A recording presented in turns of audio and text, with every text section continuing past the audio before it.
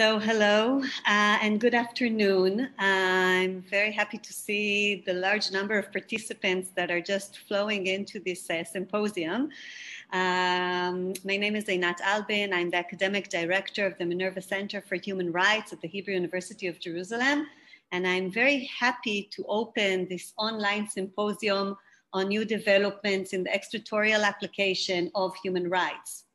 The symposium, which focuses on the boundaries and forms of the outer reach of state responsibility for violation of human rights that occur outside its borders and territories, is timely and extremely important given new court judgment that address the issues. And we can also see its importance given the number of interested people who registered for this symposium, which go beyond 350 registered. We at the Minerva Center for Human Rights are very excited to host this symposium, given the center's ongoing occupation and academic interest and activism in international human rights law. And I just want to mention 4 types of activities that we do in our center, which you are very well all welcome to join and follow and learn about in our website, on social media, etc. So the first one is that in the past 10 years, the center has been pioneer in leading the first of its kind project funded by the European Union for the implementation and inclusion of human rights discourse into Israel society. The project includes several types of activities. Within them is the translation of international human rights documents, conventions, and recommendations to Hebrew in order to serve various non-governmental organizations and other bodies that are interested to learn about these documents and to use them. It also includes a very interesting form of dialogue conducted between academia, civil society, and the State of Israel, governmental officials, in order to press and put forward on the table pressing human rights issues and the implementation of the state's obligations according to international conventions she has signed. We also include within this project academic research and dialogue on the establishment of a Human Rights Commission in Israel. We are working on issues of social development goals and other things. The second area in which we are very much active is that for 16 years now, we are holding an annual conference on international humanitarian law. It has become a leading conference in the field throughout the years. And this year, the topic of the conference is on looking from the outside into international humanitarian law from other normative perspectives. We issued a call for proposal to this conference, and Dari, our representative of the Minerva Center, will also post it now on chat so that you can all submit proposal to this very exciting conference. We are holding each year a number of conferences, symposium, events, some of which are online. So again, you can all join and follow. You can also, if you wish, be part of our email list to know about these activities of events on various international human rights issues. And we also provide research grants to a number of scholars each and every year, again, on various topics of human rights and international human rights. And the last thing I want to share with you, and I'm very excited to share these news with you, is that recently the Minerva Center for Human Rights at the Hebrew University has been provided with a very big grant to open the first academic project on rights of children and youth in Israel. Even though Israel has signed the Convention on the Rights of the Child, there have been leading justices and governmental officials working on this issue. Academic research and discussions have been quite limited, and we are going to appoint a chair in this area and just embark a center that will have a huge academic activity, including doctorate students and postdocs. And our intention is to hopefully raise a generation of scholars that will work in the field, be engaged in international discussions on the topic, but that will focus mainly on rights of children and youth in Israel and in the Palestinian territories. You are really welcome all to follow all that our center is doing in all these areas and much more. Before turning to Maria, I really want to thank Maria Varaki for initiating the symposium and bringing all speakers together. You've done excellent work. Thanks so much. And for choosing the Minerva Center as the host. I also want to thank Yuval Shani and Yael Ronen, two members of the Minerva Center, for being active in the organization of this event. And thanks are also due to Anat Mishali, to Ms. Darinoff, and of course to Danny Evron, the Executive Director of the Center, that all its activities would not have happened without him. I wish us all a very interesting afternoon. I also apologize in advance for staying very short time because my 9-year-old has a dance performance, but I'm sure it's going to be very interesting and intriguing. Thank you so much, Maria, and the floor is yours. Thank you very much, Einat. Thank you very much, everyone, for joining us this afternoon. I would like, on my behalf, to thank very much the Minerva Center for Human Rights for accommodating, hosting this idea, and particularly Yuval and Yael for discussing this idea a couple of months ago. And of course, all our participants and speakers, we are very grateful to all of you for joining us today. So I don't want to take more of your time. I just want to say that the idea came from a series of recent developments in cases we had before, different international fora, such as International Human Rights Courts, but also different committees on human rights.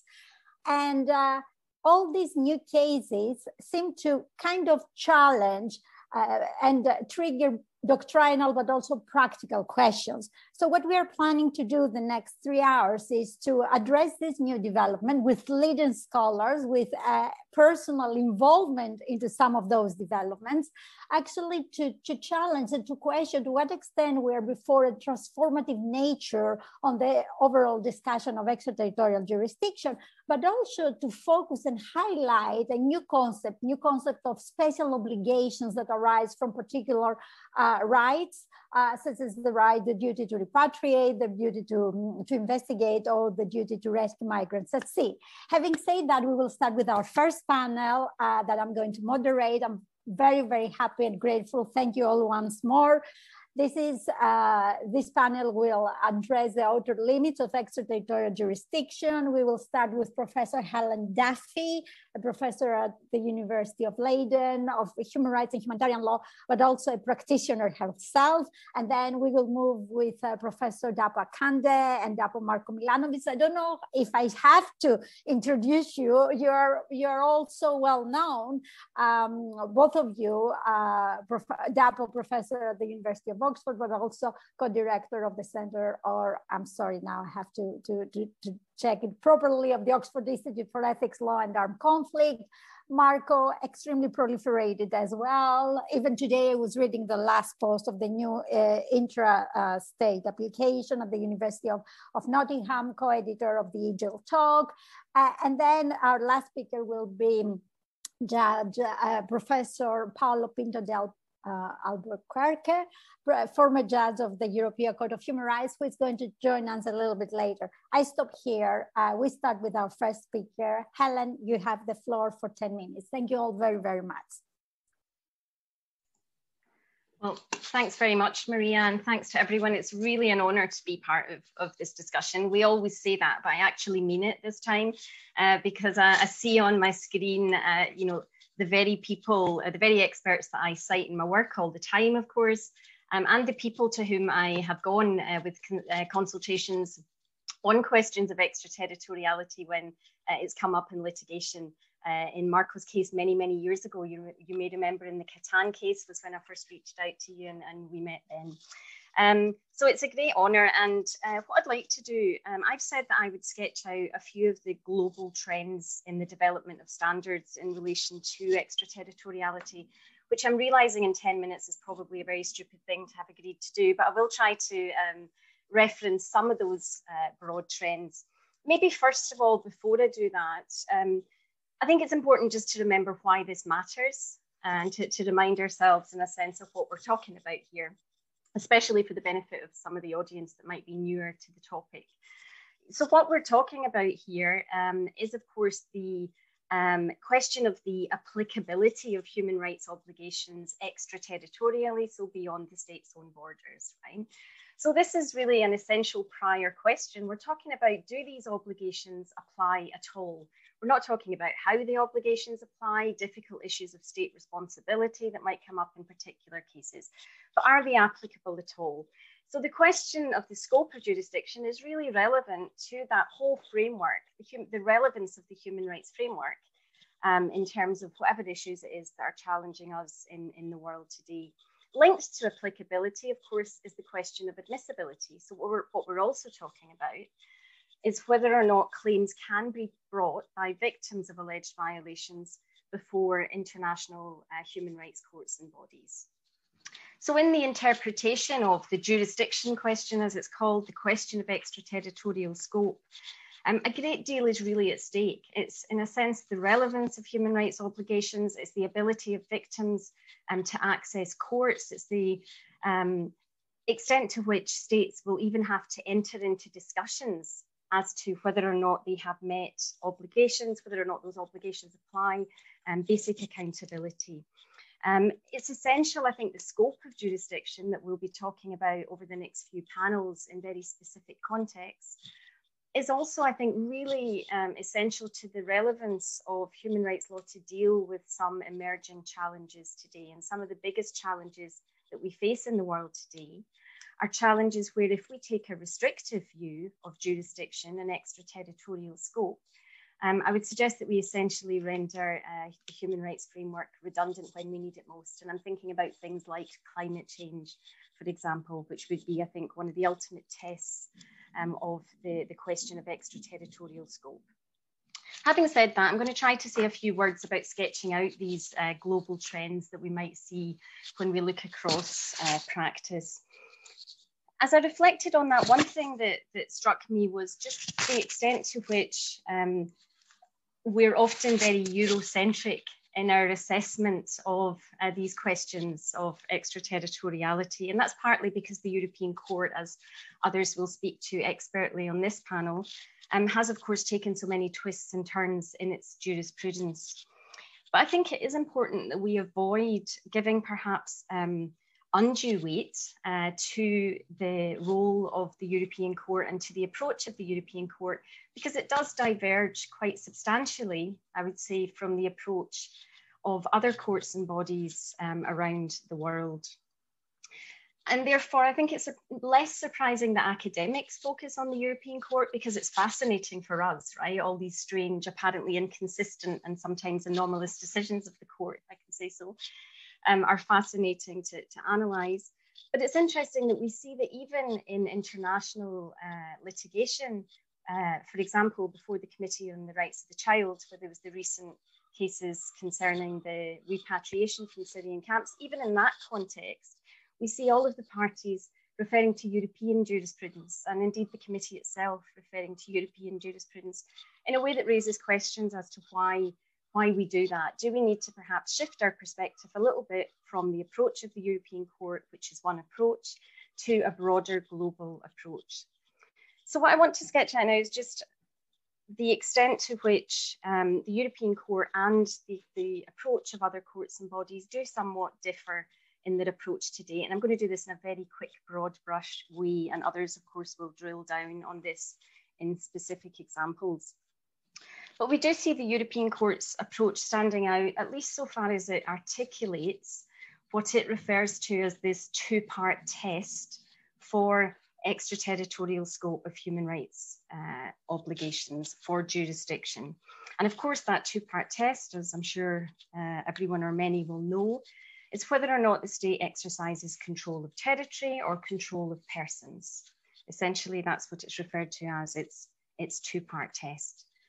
Now, in practice, I think the European Court has actually often gone beyond that two-part test, and it has dealt with situations of extraterritorial effects without even dealing with the extraterritoriality issue in a number of different cases.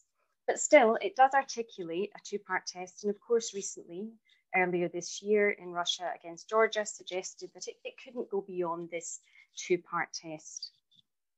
How it applies it, of course, how it applies that That test is often the controversy. What exactly does control of persons mean in particular contexts? But the court does assert this two-part test that, as I say, others will speak to.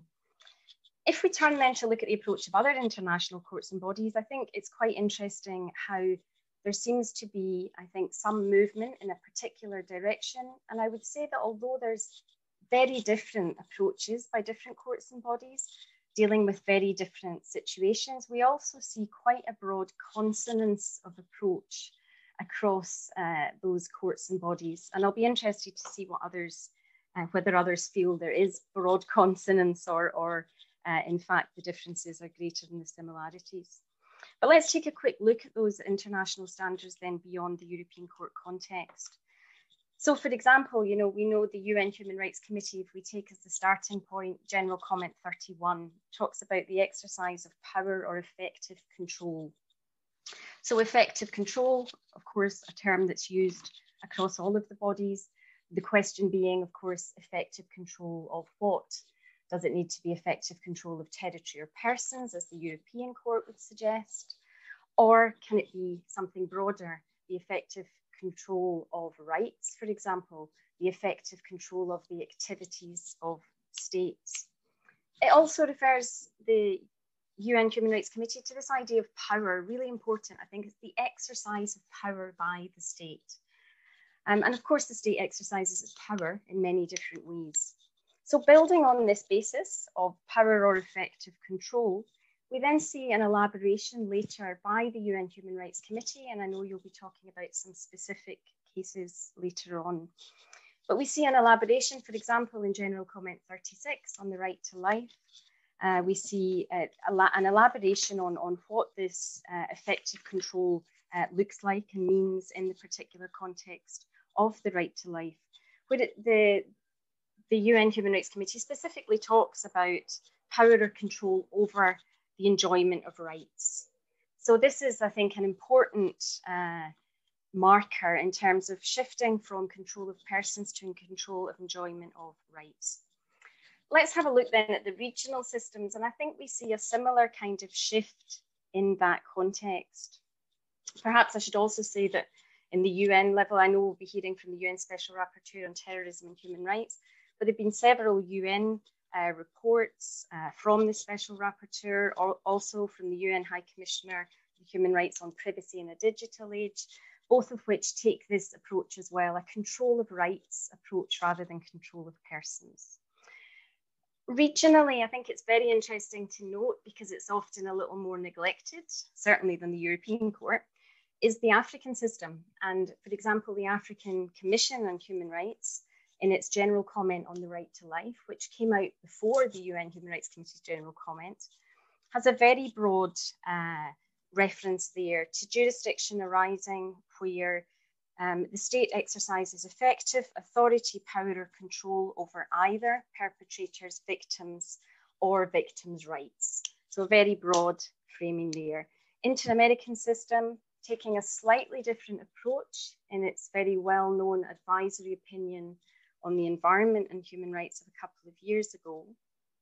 But there the court talked about persons being under the jurisdiction where there's a causal link between the action within the state's territory and the negative impact on rights.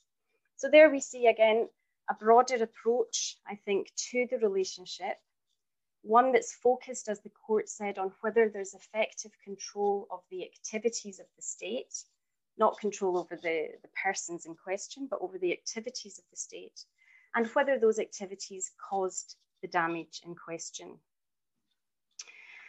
So I think what we see when we look, then I think another, of course, crucial stage in the journey that someone else will look at in detail is to think about the approach of the Committee of the Rights of the Child.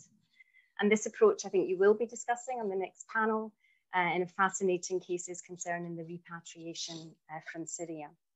But I think what we see in that case, just finally, is I think a reluctance to articulate a standard, to be clear about what standard was being applied, and that's been criticised, I think, quite rightly.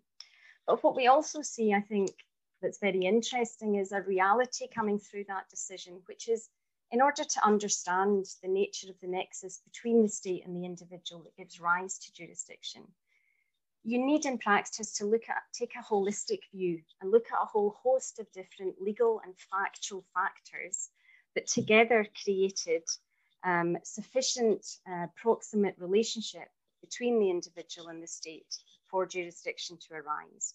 So we see the committee talking, as you know, about the nature of the wrongs, about the nature of these particularly extremely vulnerable individuals, and crucially, about whether the state had the capability and the power to protect the individuals who were, of course, nationals of the state. So what do we see across this mixed landscape? I think we see lots of different things. We do certainly see different formulations and approaches, but I think we also see some broad movement in similar directions. I think leaving aside the European Court for the moment, I think we do see a rejection of these quite, I would suggest, dated concepts really of territorial control or of physical control of persons, to looking at broader questions about whether or not the state exercises its power in a way that has a foreseeable impact on rights.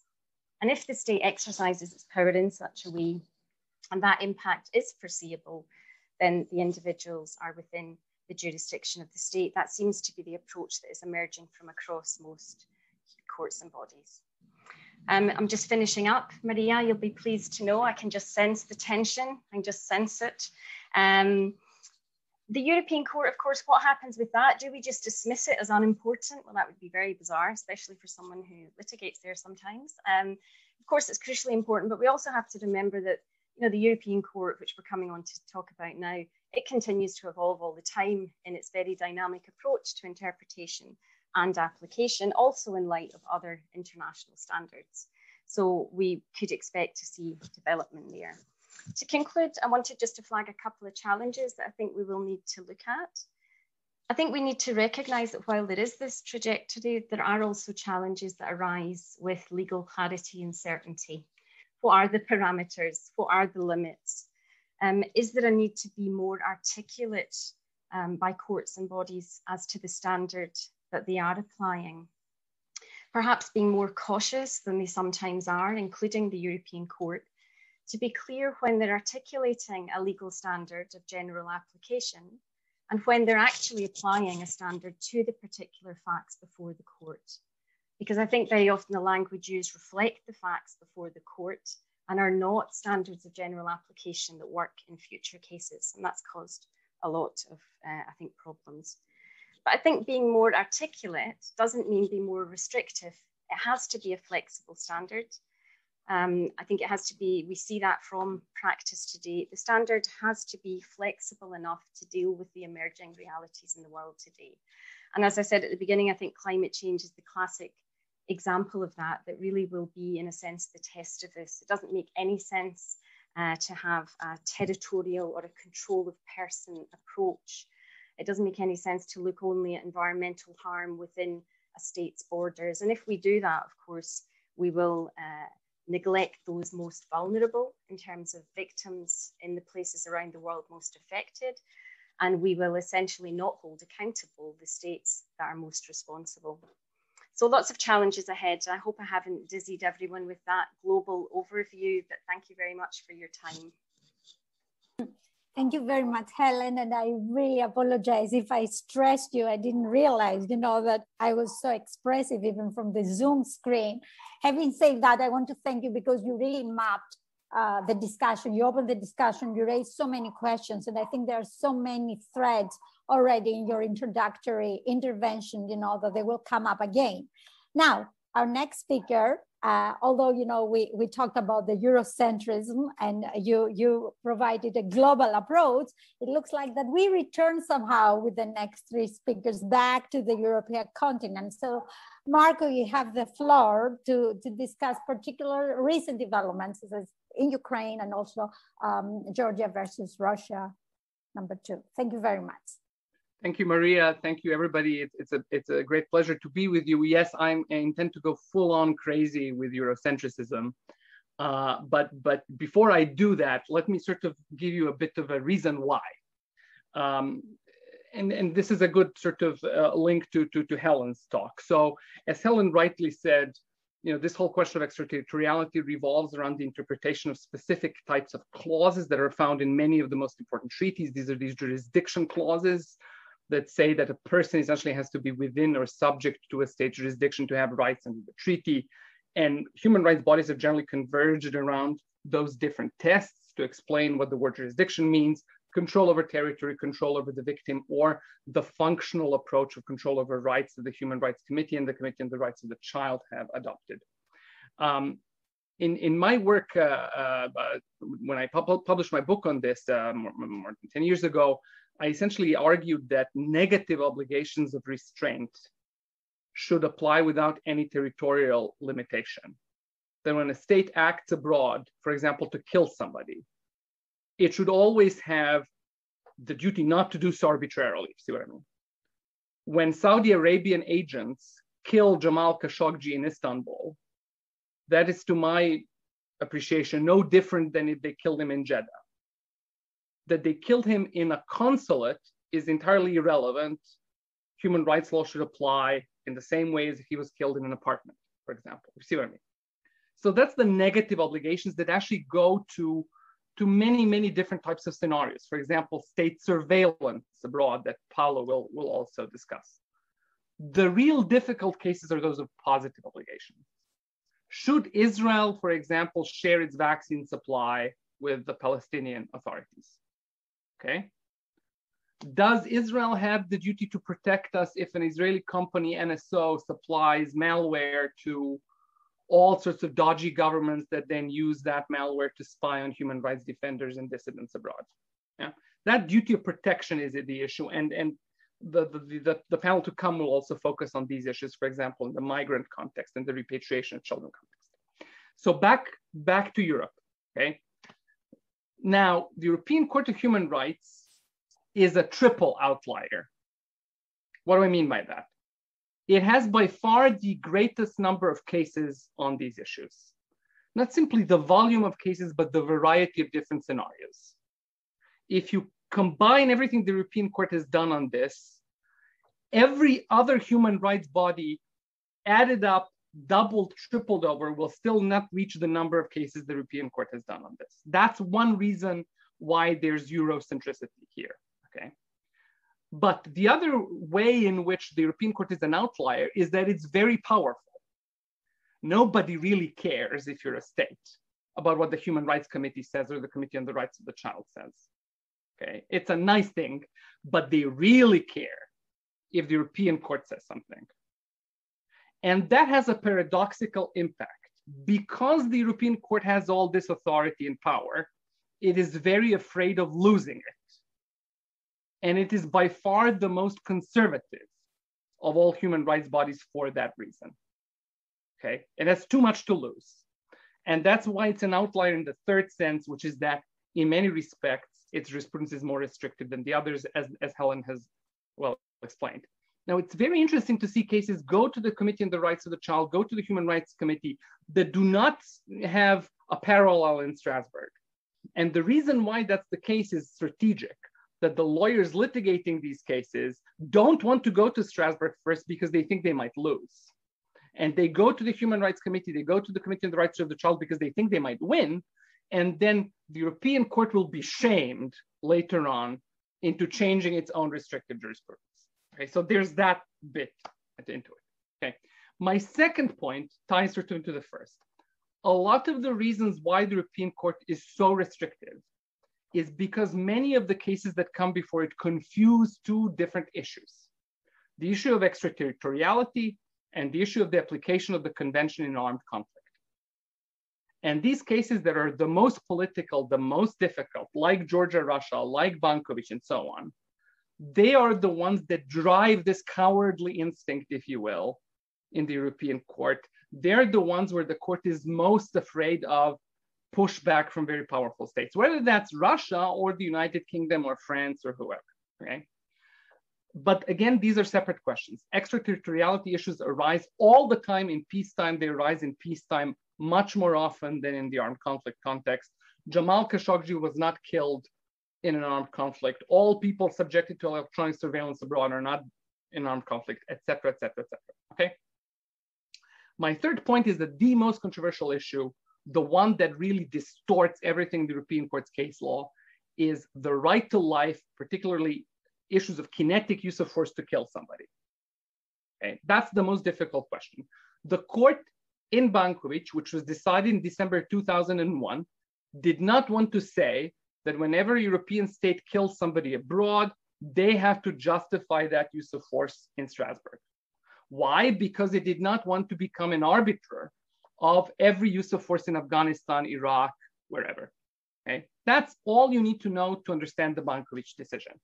That's all you need to know also to understand the Georgia v. Russia decision from earlier this year, where the court simply said that it does not want to deal with the active hostilities phase, or what it called the context of chaos in an international armed conflict, affirming the result in Bankovic. So it said in these few days of the Georgia-Russia war, we do not want to look at any use of force against buildings, people, and so on, because it's not our competence and we don't know how to do this properly. And you understand the impulse behind that. On the other hand, the court did depart from Bankovic to a great deal by saying, for example, that every person detained during the conflict will be protected. And also that even if the convention does not apply to the use of force, the procedural duty to investigate does, and this is something that DAPA will be talking about. Now, currently, there are many, many cases that challenge this rigid structure that the court has built, which again, we should not overthink. It's not like there's a theory, a legal argument behind these decisions. It's all result driven, okay? Now, there are many, many, many cases now currently pending before the court, which we need to watch over, where the court, some different configuration of the court may depart from its restrictive jurisprudence. So you have cases on Eastern Ukraine, interstate and individual. You have cases on Nagorno-Karabakh, again, individual and interstate. Armenia sued both Turkey and Azerbaijan. Azerbaijan and Turkey all sued Armenia. So the court will have to deal with the Nagorno-Karabakh conflict. And then there's my favorite two cases. One is the interstate application that Ukraine brought against Russia on an alleged practice of extraterritorial assassinations by Russia. So think your Skripals, your Litvinenkos, that type of thing. Killing, but not in an armed conflict, where the court can't just say context of chaos, we don't want to deal with this. It's about killing specific human beings, often in a very creative way. And then there is the other case, Netherlands and Ukraine v. Russia, which partly deals with Eastern Ukraine, but partly deals with the destruction of the MH17 airliner. I am appearing on behalf of the Human Rights Law Center of the University of Nottingham as amicus curiae in that case, so I don't want to talk too much about it, if you will. But it's a case that is different in the sense that it does take place in the context of an armed conflict, but it's about killing civilians on an airliner that cannot be justified in any kind of, military necessity argument. And curiously, and I finish here, just last week, Russia, which has been at the receiving end of most of these types of cases in Strasbourg, has now appeared as an applicant in the first such interstate case, suing Ukraine, not only for what Ukraine is allegedly doing in the East, that Russia believes violates the human rights of people who live there, but also with regard to MH17 and with regard to alleged extraterritorial shelling by Ukrainian armed forces onto the territory of Russia. So Russia, which argued in Georgia v. Russia that the court should stay away from this kind of stuff, is now telling the court, but no, please do so. It would be a good idea if you did so. The Netherlands, which very much resisted the whole extraterritoriality issue until now, in order to protect its people aboard the MH17, had to depart from that very categorical position. So even though it's an outlier, things are not settled in Strasbourg. Things will be changing in Strasbourg. The issue is in which direction exactly. Excellent. Thank you very much, Marco. First of all, for highlighting, the broader context, I could say the political context, speaking, of tribunals, but also for shedding some light into this, new developments, the importance, of the kinetic use of force, the new cases, the new challenges before the court. Having said that, now I'm giving the floor to Gapo to talk about the Hanan case and not only. Gapo, you have the floor. Thank you. Thank you very much, Maria, and thanks to all of the organizers. So I am also going to stay with Europe, though I will try to make some connections with some of the jurisprudence that we have seen, particularly from the Human Rights Committee. So I'm going to be talking about how the European Court of Human Rights has developed the law with regard to the obligations of states parties to investigate deaths which occur in armed conflicts that take place outside of the territory of that state. So just a couple of things that we need to recall before we start. So first of all, it's important to recall that the right to life not only has a substantive limb, which imposes negative obligations not to take life, but it also includes a procedural limb, which imposes a duty to investigate death. So that's the first thing to remember. Secondly, it's also important to recall that the big cases dealing with extraterritorial application of the right to life in armed conflict, at least in the context of the ECHR, prior to the interstate cases that Marco has just been talking about, those big cases dealing with the right to life and extraterritorial application in conflict have been cases where the allegation was that the state had failed to fulfill its obligation to investigate. So if you think about the arguments in Al-Skani and in Jalud, in both of those cases, it was not the substantive obligation that was an issue. In those prior cases, the European Court was dealing just with the obligation to investigate. But note, actually, in those prior cases in its decision, the court, the Grand Chamber, did not actually isolate that obligation to investigate from the rest of the obligations that arise from the right to life.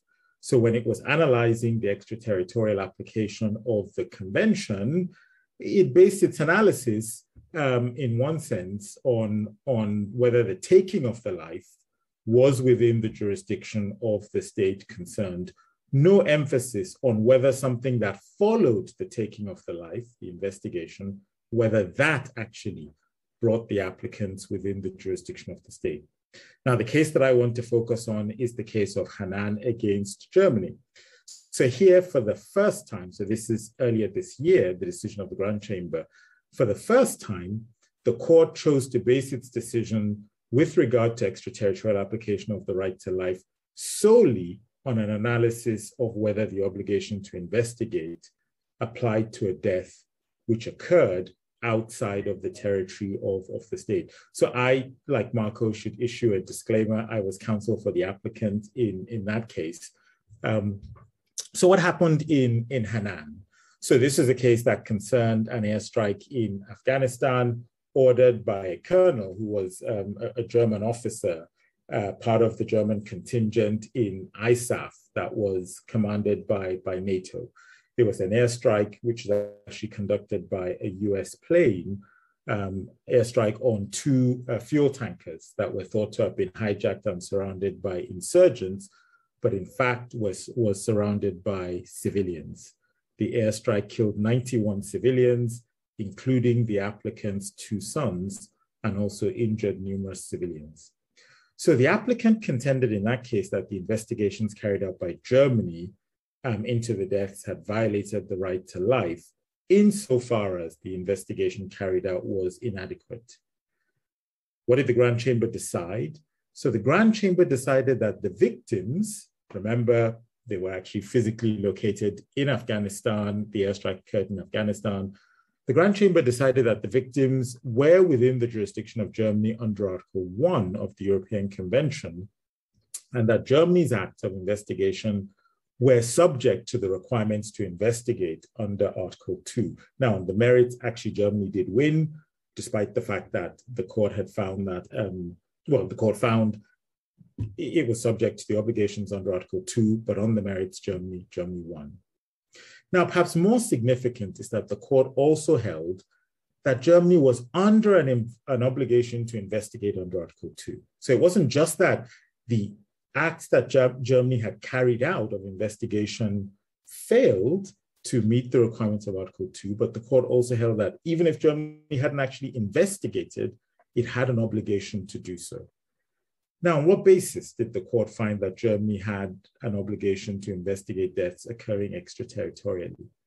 So the court relied on an earlier decision in a case called Güzelüklü and Turkey, not a case dealing with armed conflicts, but in that case, the court had held that where the judicial authorities of a contracting state institute their own criminal investigation concerning a death which has occurred outside the jurisdiction of that state, that the act of instituting that investigation is sufficient to establish a jurisdictional link between the state and the victim's relatives who later on bring proceedings. Now, let's stay for now with this scenario of a state that has actually begun an investigation and ask, does this make sense? To me, it seems that this makes perfect sense, that where a state has taken procedural steps in respect of which the convention might impose obligations, that the critical issue with regard to whether the convention's obligations apply does not depend on the underlying facts which leads to those procedural steps, but on the procedural steps themselves. So think, for example, of fair trial rights. One would not say, at least I don't think so, that whether the obligation to accord a fair trial exists depends on what the facts of the case are. So once the court has taken up a case, it has an obligation to comply, or rather to ensure that the trial is fair, whether or not the underlying facts of the case occur within its territory or otherwise within its jurisdiction. It's the procedural step of actually conducting a trial that gives rise to those obligations. So similarly, where the state starts to investigate, then the obligation as to how the investigation should be carried out is what matters. So what matters is that the state is investigating rather than the underlying facts occurring outside its territory. That's probably the easy part.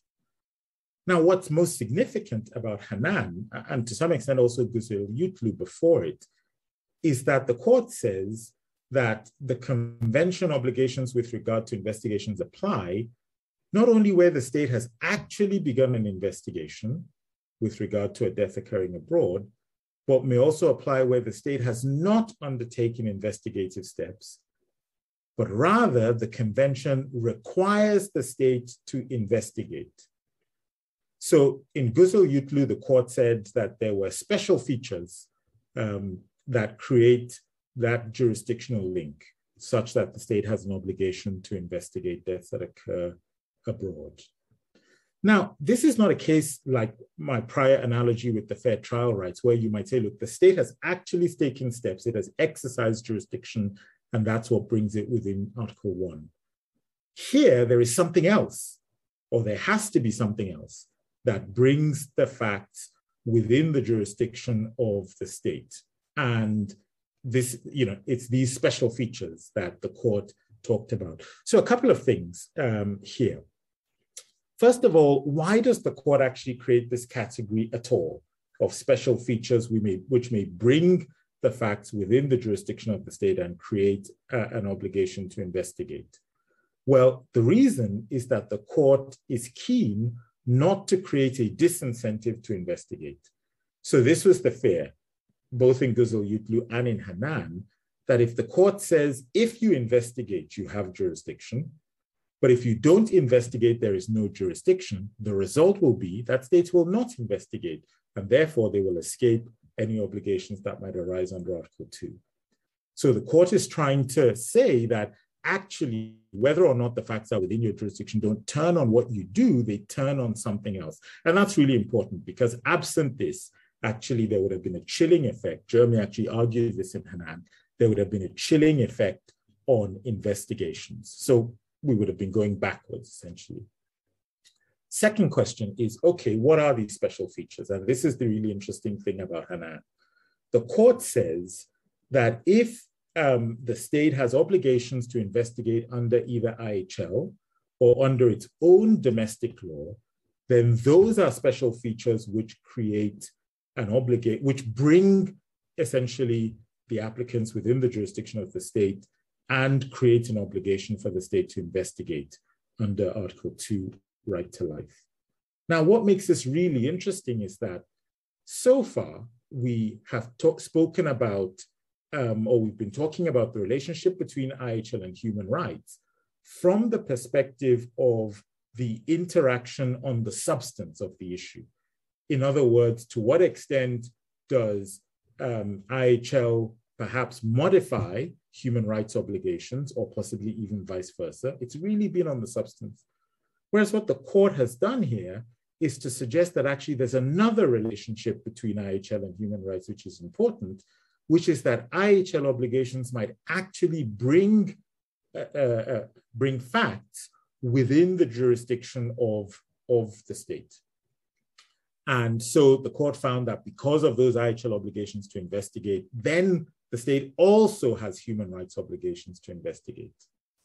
Now, to my mind, this also makes sense because this is a situation where essentially one is arguing that that international law imposes or perhaps grants, depending on the circumstances, jurisdiction to that state.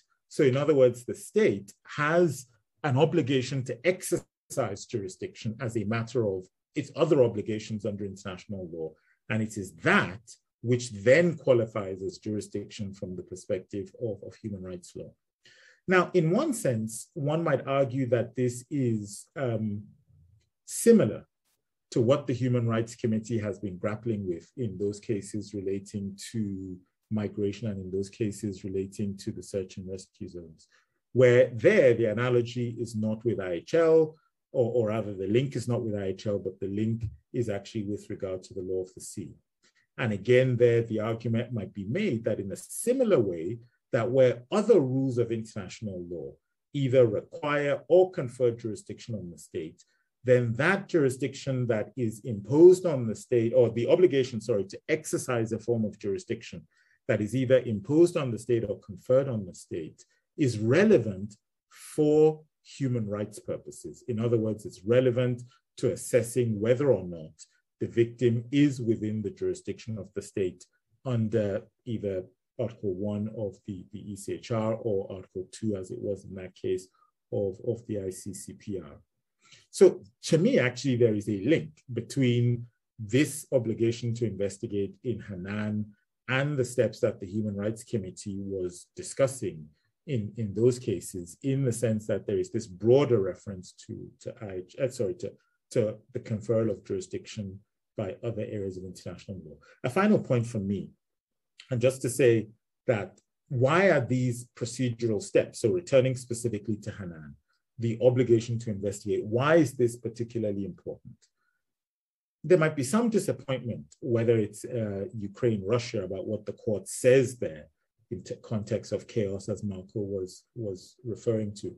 There might be some disappointment, at least on the part of some, that the court has not been sort of expansive in its application of the negative obligations engendered by the right to life. But even in Ukraine versus Russia, at least my reading of it, is that the court still insists that what it then did a week later or 2 weeks later in Hanan applies there. In other words, that there's an obligation to investigate even in those kinds of circumstances. And to my mind, that's an important point, because what it means is that when states are engaging in these acts, even though the actual step that they're taking is not one which may be subject to the negative obligation, those who are taking the act might possibly, at least those who are ordering the acts, have at the back of their minds that at some point, this is something that has to be subject to an investigation, and this is something that might later on be sort of crawled over by either a domestic body or an international one. Okay, perhaps I should stop there. Thanks, Maria. Back to you. Thank you very much, Dabo. From all three speakers, what I gather is a more nuanced picture, I would say, from the recent developments before different fora, and especially, going back to the European Court of Human Rights. It seems that we will have a kind of change in our program, because Paolo has not managed to join in. So in this regard, we would like to open the floor for discussion. We have plenty of time for discussion, for questions, and that's why we encourage the attendees, but also the speakers, to exchange views and questions on those topics. I saw already that Yuval would like to ask something, and then I really encourage all of you, to continue to move on with the discussion. Hopefully, Paolo will manage, to join us. Otherwise, we'll have more time for discussion before we move earlier to the second panel. So, Yuval, can you please? Yes. Yes, so thank you, Maria, and thank all the three panelists. I do hope that Paolo makes it eventually, if not to this panel, maybe to the next panel. And apropos Johnny come lately, so the question really about the European case law is, I think Marco's point is fair, that it's a different court. It has different levels of authority. Maybe it is a bigger player, so it has to move more cautiously than some of the smaller guerrilla-like committees. Fine. The question is, however, what then explains the fluctuations? Because it does seem that the court is taking 2 steps forward and then 1 or 2 steps back. And I think we've seen since Bankovic, it's been like a whirlwind, that it's really very hard to understand what is the general direction. And as soon as you think that the court is actually taking the leap towards, aligning itself with a more functionalist approach, then it is pushed back. So I'm curious to hear your thoughts about what sort of dynamic on the court, or the interplay between the court and the member states, is causing this quite confusing development. And to that quick, maybe Helen also wants to come in on this. Do you not see this issue of investigations actually as a vindication of a functionalist approach? I mean, basically saying, well, it's very hard to apply the convention in a conflict situation far away, but it's very easy to apply the convention in your own backyard when you are required to investigate. So isn't this really a vindication of the thesis that if you can do it, if you can effectively apply the convention, then you should do it? So that these are my 2 questions. Thank you. Yes, please. You all have the floor. I mean. So let me start off with Yuval's the first question. I think, Yuval, it's an excellent question, but I think the answer can only be a multifactorial one. There is no single explanation for the fluctuations in the court's case law. I think it's a bunch of things taken together. One is that first there's the input of incoming cases that the court thinks might explode in its face, right? So these cases often come in waves. And the waves, for example, of Ukraine litigation, the Nagorno-Karabakh stuff, are a big warning signal to the court that the court wants to signal off by saying, don't send us these types of cases, right? So that's one thing. The other big issue is the actual amount of pushback that the court is getting. That pushback will also come in waves. States sometimes do that informally, sometimes they do that through individual action, sometimes they do it through concerted action. So they will make documents together saying to the court, you need to pay more attention to international law, IHL, be within your jurisdiction, be within your mandate, make, be careful about the resources you spend, et cetera, et cetera. And then the third point, which I think is the most important one, is the fluctuations in the composition of the bench. Okay. So if you look at this grand chamber that decided Georgia Russia 2, none of the 17 judges who sat on that grand chamber sat on the big prior Article 2 case, which was Alskany. None of them. Okay. They were divided 10 votes to 7 or 11 to 6, depending on how you count. The vast majority of them, of the judges on this grand chamber, their terms are already expired or expiring. Okay. They are not going to sit, these judges, on some future bench. And so, the case took 13 years from start to finish.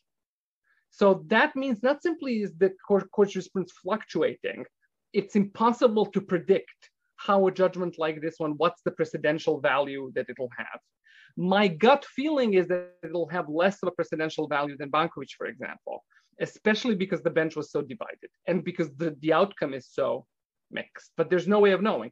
A lot will depend on the configuration of each grand chamber and who are the judges who end up on that court. Remember, most of them are not international lawyers, let alone people who do anything to do with armed conflict. Most of them are domestic constitutional lawyers. Many of them are not known for bravery, right? So a lot will really depend on the composition of the court. Okay. Maria, can I jump in? Yeah. So first of all, let me take Yuval's question about whether the decision in Hanan is a vindication of the functionalist approach. So I was actually wondering, I know that that expression is used a lot, and I was wondering exactly what you meant by it. And I think you then define that as an approach that says, if you can apply the convention, then you must. So in one sense, one may say that, yes, it is, but not quite. I'm not sure that it really is based on that approach. And I'll tell you why I don't think that it's based on that approach. So in one sense, I think trying to analyze it through the functionalist approach would be both over-inclusive and also under-inclusive. So what do I mean by that? So what I mean by that is, if you take the point that the court was making in Hanan, which is to say that you may have an obligation to investigate, even though you have not already investigated. You may have an obligation to investigate things that occur abroad, even though you've taken no such steps. The thing that justifies that is not because the convention can actually be applied. In a sense, the court gets to that when it gets to the merits issue. What the court says justifies that is simply the fact that some other legal rule imposes an obligation to investigate, right? Now, I don't know how much they had actually sort of thought about this in international law terms, but really what they're saying is that it's simply because there's something else, either international law or domestic law, that imposes an obligation on you to investigate. And once that thing is there, then this is a special feature that means that the facts are within your jurisdiction. So I don't think that is sort of functionalism. And at the same time, though, also, of course, given what Marco's been talking about, given that in other areas, right, they haven't quite gone down that if you can apply the convention, you must, then I wouldn't exactly say that this sort of vindicates that approach, because they haven't used that rationale in other cases where one can say, look, you can apply the convention, but the court has still nonetheless not required states to apply it. I mean, what is interesting though, and this is what I was sort of trying to get to, but I didn't do it, I think, eloquently enough, is that if you go back to Alsgany, you go back to Jalud, if this approach is correct, then those cases should have been resolved much more simply than the court actually resolved them in both of those earlier cases, right? So it should have been easier to resolve it. Now, the question that's put to me in the chat by Yael, and if I understand the question correctly, the question that you're asking is whether or not the state's obligations under the convention depend on whether or not it has sort of taken steps. At least that's the way that I understand your question, that you say that can the state drop the investigations without accountability? In other words, once it doesn't investigate, it has no obligations under the convention, but if it does investigate, then it has an obligation to follow the convention. So I think the court is actually desperate to avoid this conclusion. And I think this is why they rely on this special features approach.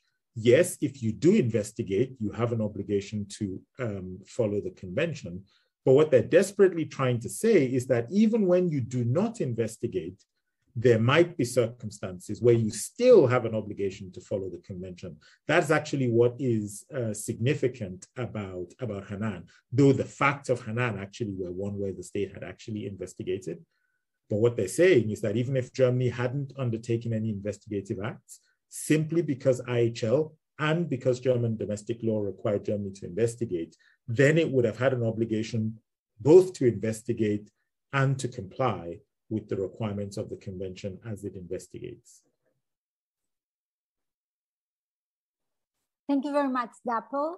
Helen, would you like to address some of the questions? And then, sorry, I would like to invite the panelists also. You have access to the Q&A. I'm trying to moderate the questions. So we have a couple of questions, but after Helen, I will read some of the questions there. So Helen.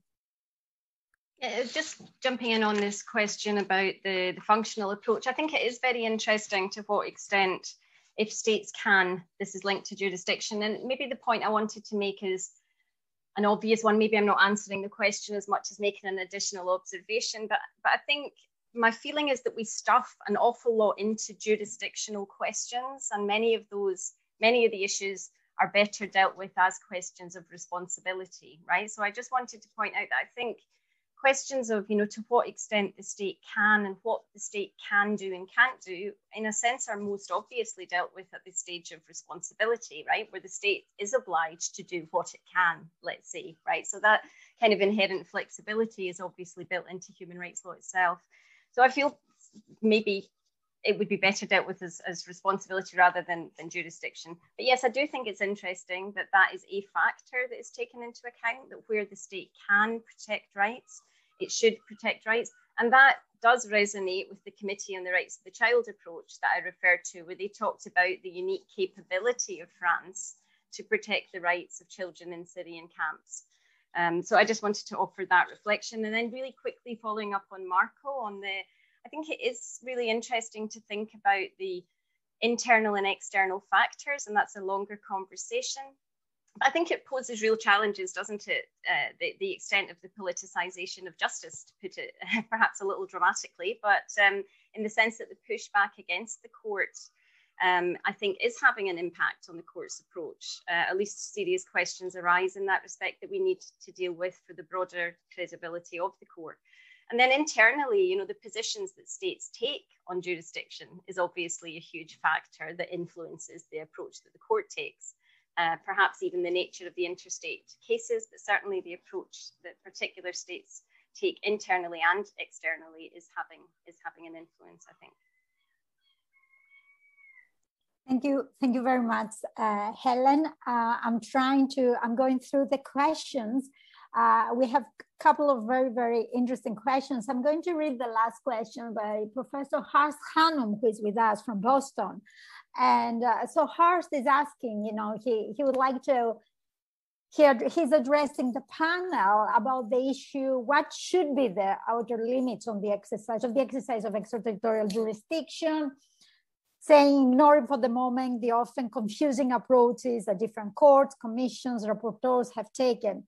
Should it be only killings or assassinations, only armed conflict, or should any state act with a foreseeable impact on rights anywhere that fall within the human rights jurisdiction?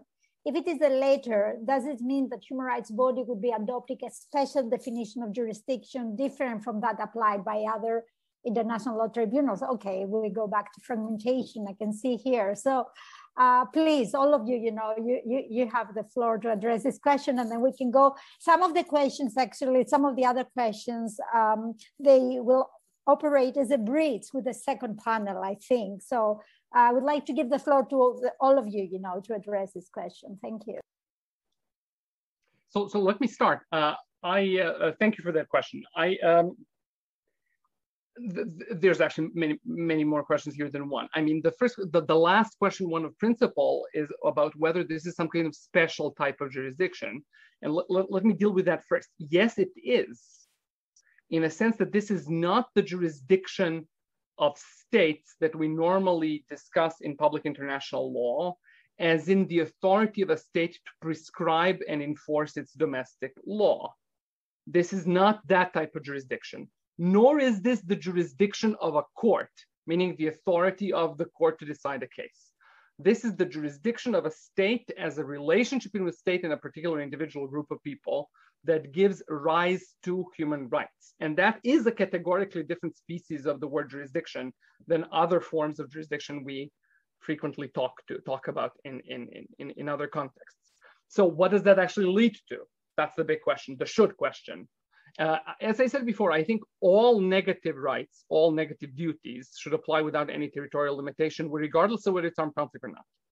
So if Saudi Arabia hacks the phone of Jeff Bezos, the richest man in the world, okay, remember that happened when Prince Mohammed bin Salman himself sent him a malware-infected WhatsApp message, okay? And then they wanted to blackmail him about his girlfriend, divorce, whatever, you know? Is his right to privacy engaged? Yes. You know, whenever a state does something to a person abroad that is capable of adversely affecting their rights, human rights should apply. That doesn't mean the state can't do it. It doesn't mean the United States can't spy on Vladimir Putin. It just means they have to justify doing so in human rights terms. So that's the negative duty issue. The positive obligation duty, that's the more complicated one. That's what we're going to talk about in the second panel, or what the panelists in the second panel are going to talk about. I, for example, do not find that the Committee of the Rights of the Child decision to be all that persuasive in its application of the functional approach. Why? Because it says France only has the duty to help French children. And nothing stops France from taking German children, English children, whoever other children from those camps. The Kurds would love these children to go to France. It's not like they would tell France, you can only take the French kids. So what I find very problematic in that decision is the focus on nationality, which the committee uses as a burden sharing device, okay? And that's the big question of how do we deal with positive obligations? You know, should Serbia share its ample vaccine supply with its neighbors? Should Israel share, again, vaccines with Palestinians? Is Israel's duty towards the Palestinians different than, say, Israel's duties towards Fiji? Okay, and if so, why? And I think that's the trickiest question to which I do not have a very clear categorical answer. Thank you, Marco, for this not clear categorical answer. Dapo and Helen, I can see from the questions, basically from what I understood, it's like that there is a focus on the functional approach and the reaction by states. And also from the different questions, I can see that our attendees are interested in new extraterritorial activities, something that Helen already highlighted, you know, like when it comes to environment and other activities. So the question is to what extent, you know, human rights and this functional approach can fill the gaps. Dapo. Yeah, perhaps I can take a question that's posed in the Q&A by Tillman. And Tillman is asking us, what's our sense of the position of states? And so he says, look, when we look at the reaction of states to general comment number 36 and to some of the more recent decisions on repatriations from Syria, in his view, it seems to be clear that states are not in favor of a functional approach. And so the question is, what weight do we then accord to the views of states? And does the pushback by states mean that that approach is still far from being the law? I mean, in one sense, this is a kind of sort of technical question in one sense of the law of treaties, right? Because what are we talking about? We're really talking about a question of treaty interpretation. And so the question that you're then sort of asking by saying, look, let's look at the approach of states, is to say that, you know, state practice doesn't seem to accept this interpretation from the Human Rights Committee. Well, I mean, I think at least my view of the technical question is that we're in a stage where neither the view of the committee is binding, nor is the view of states sort of binding, right? So it's not the case, obviously, that just because the committee has said this is how we should interpret the jurisdictional issue, that therefore, and for that reason, that is the answer. But likewise, it's also not the case that because some states, and I think this is the critical point, because some states have taken the view that the committee is wrong, that therefore means that the committee is also wrong. It would be different if you could say, look, we have subsequent practice which establishes the agreement of the states parties to a different interpretation of Article 2 and of the meaning of jurisdiction, but we're not there either. So I wouldn't either sort of overplay the approach of states in their response to the committee, just in the same way that states would say we shouldn't overplay the decision of the committee itself.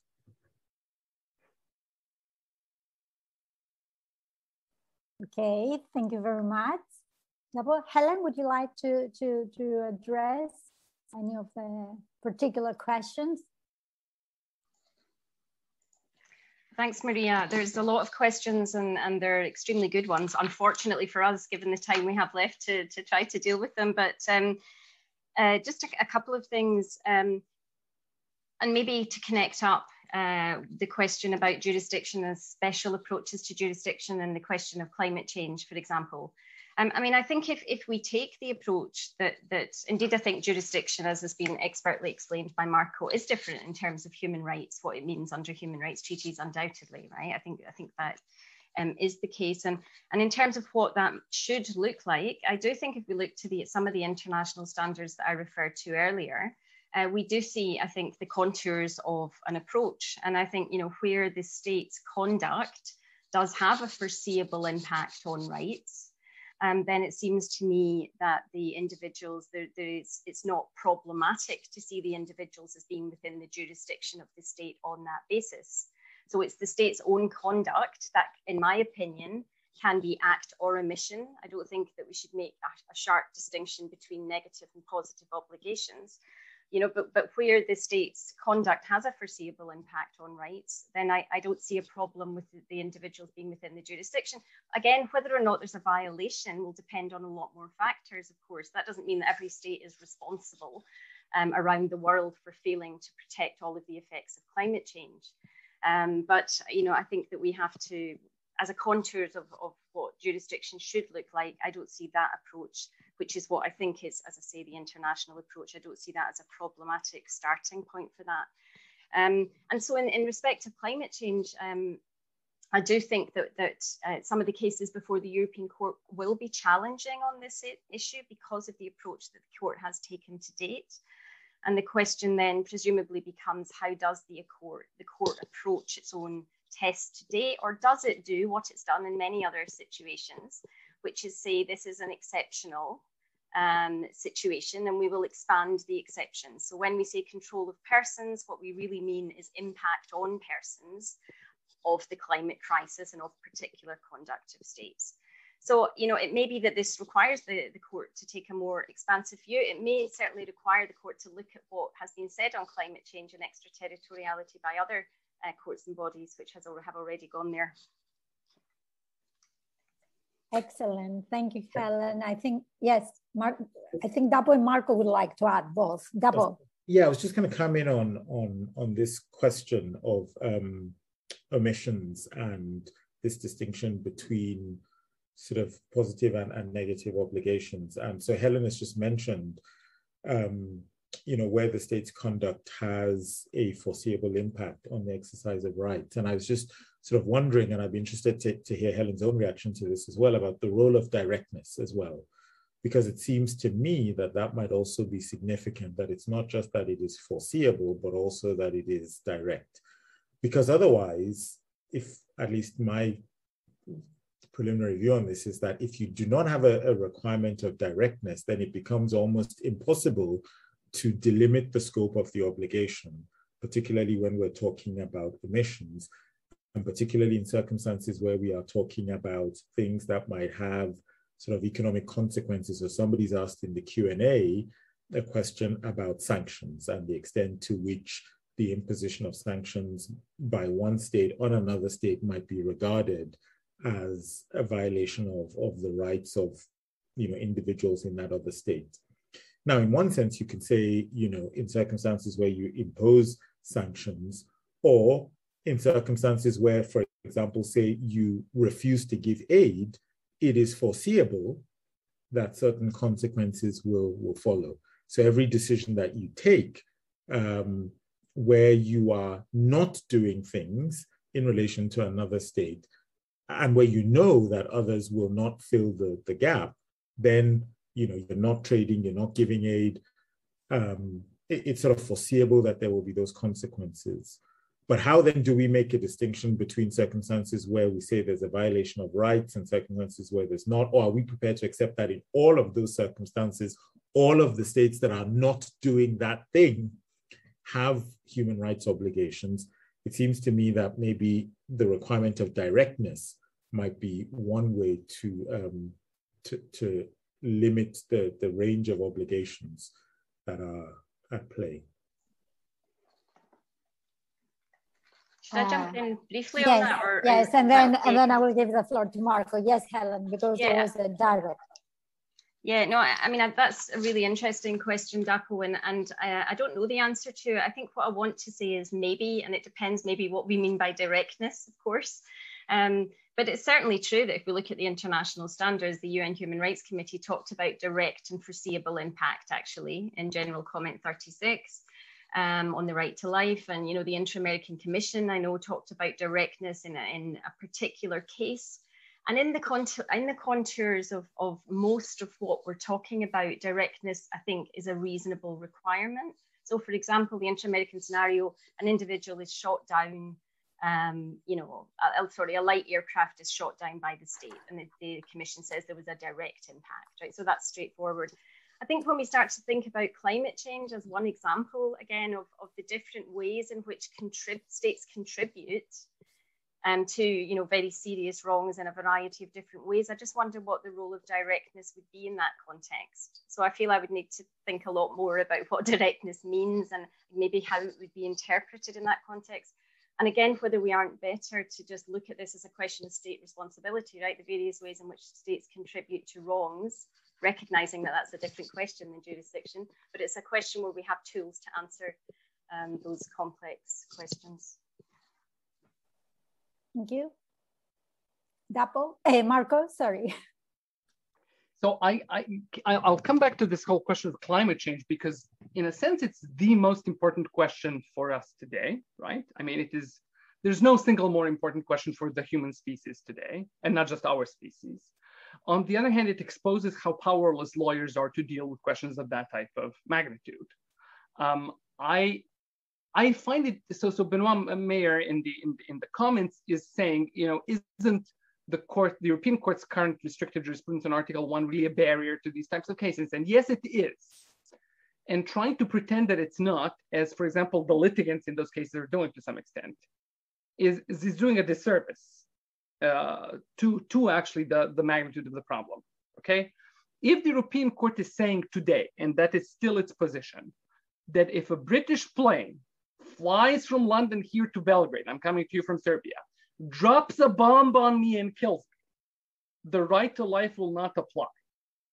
How can it then say, well, if Britain emits some degree of CO2 that down the line, many decades down the line, in a causal chain harms some people, but doesn't necessarily harm all people, in my situation, the convention would apply.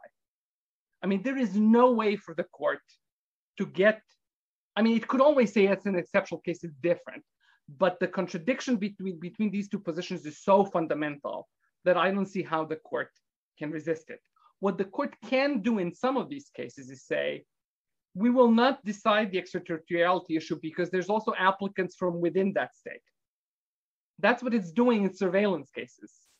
If you look, for example, at Big Brother Watch, which is the case about mass electronic surveillance, there's plenty of people who are being subjected to surveillance who are abroad, who are not in the UK. But the British government and the court say, we don't have to look at extraterritoriality because there's applicants in the UK. So if I was the court, that's what I would do and avoid the whole extraterritoriality headache. My concern, however, is that, of course, there's cases that only have extraterritorial applicants.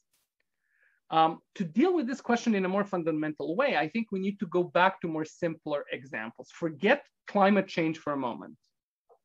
Think of a much more simpler, easy scenario.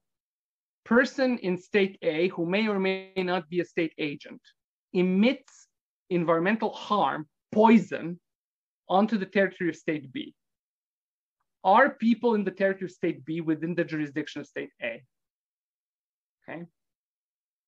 That question was raised, for example, in the aerial herbicide spraying case before the ICJ, which got settled.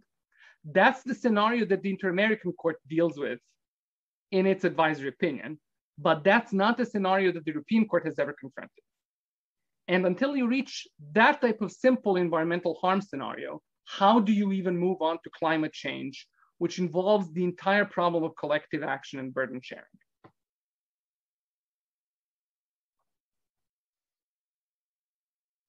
say, wow. And then I will have to conclude this panel. Daria?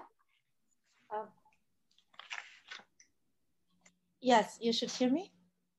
Yes, so I'm going to talk about exactly that in the next panel, but I just wanted to add something on this, because when we ask about how, and I think it's a very fair question, how can you imagine having a course saying that dropping a bomb in another country is not an assertion of jurisdiction, but exactly having a long distance possible harm due to climate change may mean that that country A has jurisdiction of what happens in country B, C, and D.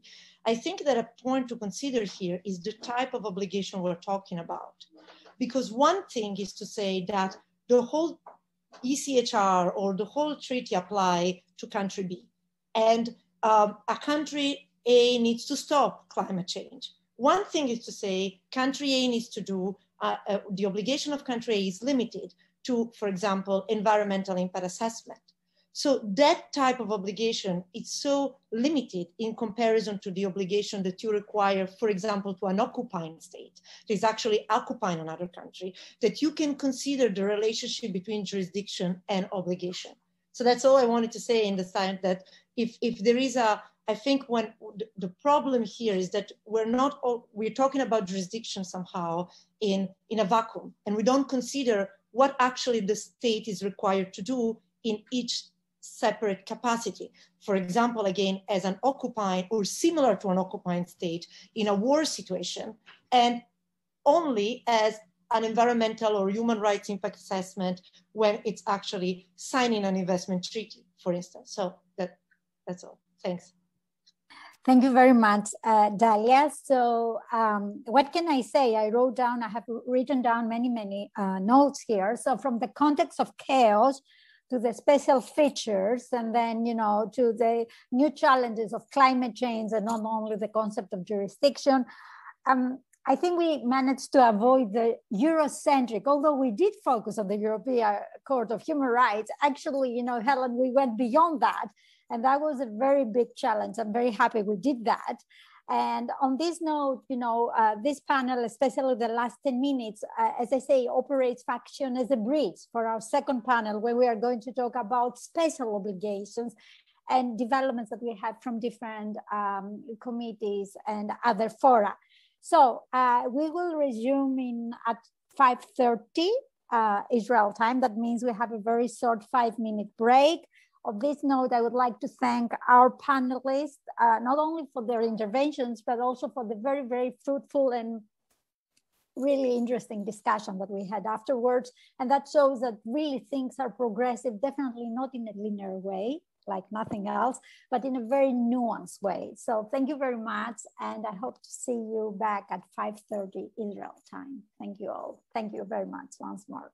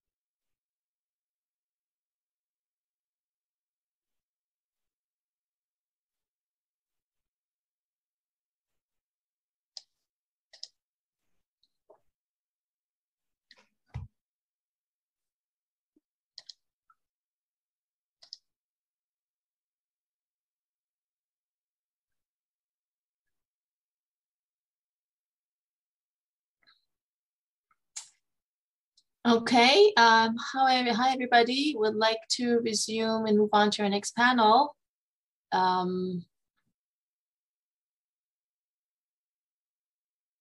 Thank you, Benyam, for joining. Dalia. Okay, so, and Finola has managed to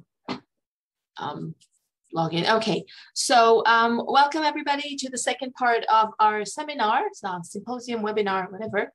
I'm Yael Ronen from the Minerva Center, and we have 4 speakers. I'll follow Maria in introducing them all right now, and then let them give their presentations. So our first presentation will be by Professor Finola Nielan, who's a Regents Professor, Robina Chair in Law, Public Policy and Society at the University of Minnesota Law School. And no less importantly, especially for present purposes, she's the UN Special Rapporteur on the promotion and protection of human rights and fundamental freedoms while countering terrorism. Our next speaker is Professor Benyam Dawit Mesmoum, who's Professor of Child Rights Law and coordinator of the Children's Rights Project in the Dula Omar Institute for Constitutional Law, Governance and Human Rights at the Faculty of Law in the University of the Western Cape in South Africa, and a member and former chair between 2015 and 2017 of the United Nations Committee on the Rights of the Child. Our third speaker is Dalia Palombo, Senior Research Fellow at the Institute for Business Ethics at the University of St. Gallen. And our last speaker is Professor Yuval Shani, Hirsch Lauterbach Chair in Public International Law at the Faculty of Law at the Hebrew University, and also a former member and chair of the United Nations Human Rights Committee. So we will begin with Professor Neolan, who let me just point out that for technical reasons might be thrown out of the webinar despite her best intentions at around 6 o'clock our time. So if there are any questions that are directed specifically to her, audience and panelists are invited to write them down, and maybe we'll manage to somehow fit them in and change the schedule slightly. So Finola, the floor is yours. Thank you. And thanks to all first to the invitation, but also just to have such an engaged and just expert group. I'm really happy to be here. So my comments today really follow from the work that I've been doing as UN Special Rapporteur, and and are very focused on the work that I've been doing in Northeast Syria, and in that regard relate specifically to the topic of our conversation today, the exercise of jurisdiction. Maybe just to preface my remarks by saying that the mandate has been engaged in multiple levels in Northeast Syria, particularly on the legal status, the rights and the treatment of persons who are being held in detention in various camps there, specifically but not exclusively third country nationals. There's also a range of issues that relate to Syrian nationals and Iraqi nationals in those camps. And that has included individual communications on particular cases to the governments of those countries addressing inter alia questions of jurisdictions, thematic reports, specialized legal positions, and a series of amicus curiae briefs to the European Court of Human Rights, but also to national courts involving the status and obligations due to these individuals. This is, to state the obvious, an enormously complex and challenging context, but I do want to stress in my remarks to start with are going to focus on the factual context, because I think that's enormously important to really drilling down to what we mean by and how we can actually apply more abstract principles of jurisdiction to the factual context. So the factual context is, as I said, enormously complex. In particular, in relation to detention, we're looking at the arbitrary detention of up to 60,000 individuals, primarily women and children, in camps. Most of those camps are very, from a humanitarian perspective, are highly inadequate. Sanitation is poor. Children die of preventable diseases. The risk to life and limb is extreme in multiple respects every day.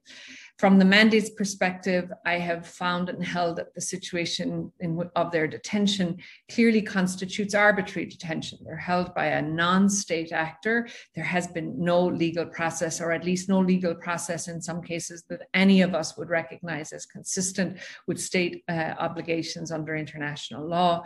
And I and other mandate holders have also found that the conditions in those camps meet the threshold for torture, inhuman and degrading treatment under international law.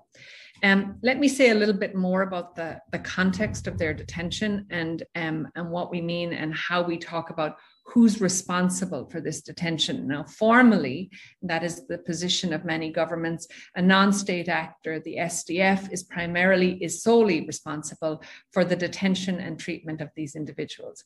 However, what I think is really important to underscore, and it has been my and other special rapporteurs' consistent position in our public positioning and in our various briefs and interventions, is that in fact, in addition to the SDF, there's a significant presence of external actors in this territory, and particularly around the camps, including military and intelligence personnel from third country states whose nationals are being held in those camps.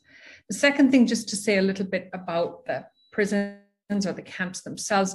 I've talked about the camps and the arrangements, loose tent-like structures in which thousands are held. But there are also a number of prisons which hold men and boys. So we have a prison in Haskell, which we think holds about 700 detained boys between the ages of 10 and 17. We have a prison in another prison holding 32 detained boys, and a so-called rehabilitation center holding, we think, about 147 children. Now, there's a new prison being built, and I think that's particularly important for us to note who's paying for and facilitating the building of that prison. And it is our view and our information that that prison and its building is being supported by third country states, particularly the UK and the US. So again, when we speak about jurisdiction and effective control, the nuances of the factual control of the territory on the ground, but in particular, in the context of thinking of cases like Al-Skani, to actually dig into the actual physical control of these prisons. And it's also the case that the conditions of detention vary greatly for specific groups of third country nationals and appear, in my view, to be based variably on the wishes and the inputs of their governments. So we have seen a number of interventions with camp authorities regarding foreign nationals in the camp, which reflect not only on the day-to-day conditions and access of those foreign nationals to particular goods in the camps, but also their capacity to exit. All of that, in our view, reveals an exercise of de facto or constructive jurisdiction over the conditions of nationals held in these camps, specifically because their countries of origin both have the practical ability to bring them home, but also have the capacity to impact the quality and nature of their day-to-day detention. Notably, of course, in the context of all of these camps, the non-state actor has consistently said it does not want these individuals, nor is it capable of looking after them appropriately. Let me reflect on two other things before I make some short remarks about functional or constructive jurisdiction. There are regular visits by consular officials, medical teams, and others to these camps. And so what that means is that third country nationals, their states, have exercised the capacity to get to this territory, to review the condition of their nationals. In some cases, they've brought the families of those nationals with them to meet their relatives, but then refused access for the children or women to leave. So again, understanding the specificity of the degree of access and control that those states exercise over the day-to-day experiences and the capacity to exit for their nationals is really critical. So just some generic observations about functional or constructive jurisdiction from the sort of where the mandate has, and I have articulated my view. The first is I have strongly articulated that there's a duty to act with due diligence and to take positive steps and effective measures in particular to protect vulnerable individuals, specifically women and children. And we think that here the nexus is the clear risk, the evidence risk of serious human rights violations to non-derogable rights, where the acts of states will clearly positively impact on the execution of those harms. The second here, of course, is the focus on the state, not only the state's acts, but the state's omissions, and how the state's omissions impact on and provide protection to rights that are essential to preserving not only, for example, the values that are enshrined in the European Convention, but also in the ICCPR and the Convention on the Rights of the Child. We see in this regard a state's obligation to take positive, preventative, operational measures to protect the right to life. And here, the mandate has relied pretty heavily on the UN Human, and Yuval's going to speak, so he'll say more about this, I'm sure, but on the Human Rights Committee's own reasoning in relation to the protection of the right to life, that specifically where a state can exercise control over a person's rights by carrying out activities which impact upon them in a direct and reasonably foreseeable manner, then that responsibility to protect may be invoked extraterritorially. Let me also just say that this the particular emphasis on the right of protection for children has been one that we've been deeply concerned with. Not least because we see the specific obligations to children in armed conflict overlapping with the obligations, the human rights obligations that apply in this space.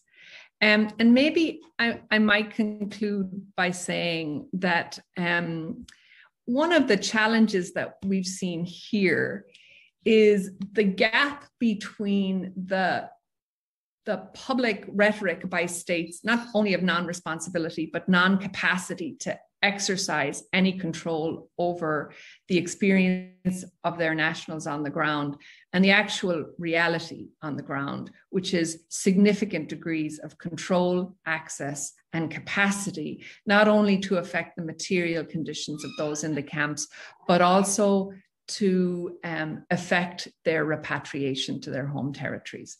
So I think I'm just over time and I'll stop there. Thank you so much, Finola. Let's move on now to our second presentation. Professor Methmore, the Zoom is yours. Thank you very much. It's a pleasure to be here. Let me also preface my remarks in the sense that I'm definitely not speaking on behalf of the Committee on the Rights of the Child. I often tell my colleagues that I sometimes ask for forgiveness than for permission, but today is not one of those occasions. I'm not even going to ask for forgiveness later on. So whatever I say, I just say it in my personal capacity. There is also another precursor that I need to mention, that the optional protocol on a communications procedure under the Convention on the Rights of the Child is actually new. It came into force in 2014. We're currently dealing with about 45, 46 countries that have ratified. And the majority of the cases that we have dealt with so far relate to migration issues, particularly involving Spain. So it is work in progress. So that's basically what I'm saying. And we often, every now and then, look at jurisprudence from the regional bodies. We look at jurisprudence from the treaty bodies within the United Nations system and so forth, and we try to learn some point from there. Now, the third point, I've had the opportunity to read some of the commentary by Helen, by Marco, Ton Liefard, my good friend, and so forth. And obviously, we want to see those coming more and more. We want to learn from them, and you can rest assured that it's not just only me, but a whole range of other of my colleagues who take those things into account as we develop our jurisprudence within the OPIC framework. Now, as a committee, we've already acknowledged that in order for the protection of children's rights to be effective, there is a need for dynamic interpretation of the convention. Not just only the convention, but also the two optional protocols. And they have relevance for the conversation that we're having today on extraterritoriality and children's rights. The basic starting point for us is, of course, Article 2.21 of the convention. And it states that states have responsibility to respect, protect, and to realize or implement the rights of each child within their jurisdiction. Now, there is a very interesting historical background to this provision. At the time of drafting, the territoriality condition was actually left out deliberately from Article 2 of the Convention on the Rights of the Child. In fact, in a former draft of Article 2, the applicability of the CRC was explicitly linked to jurisdiction and the territory of a state party. But after some discussion, Finland had a very important role to play in this. The drafting parties actually withdrew that double condition. So the reasoning that they provided, whatever that means now in the year 2021, they said, in order to cover every possible situation, the territorial boundary of the applicability of the CRC, it was removed, and only the concept of jurisdiction was maintained. As the Committee on the Rights of the Child, we need to have some intellectual investment in this to see what does it actually mean to the lived reality of children on the ground, not in 1989, 1990, but currently 2021 and moving forward. So the applicability of the convention is not intended to be limited to the borders of a state party. And throughout our jurisprudence, I'm not talking about OPIC, but actually through general comments and so forth, we have developed this a bit more further. Now, Article 2.1 is not the only provision, actually.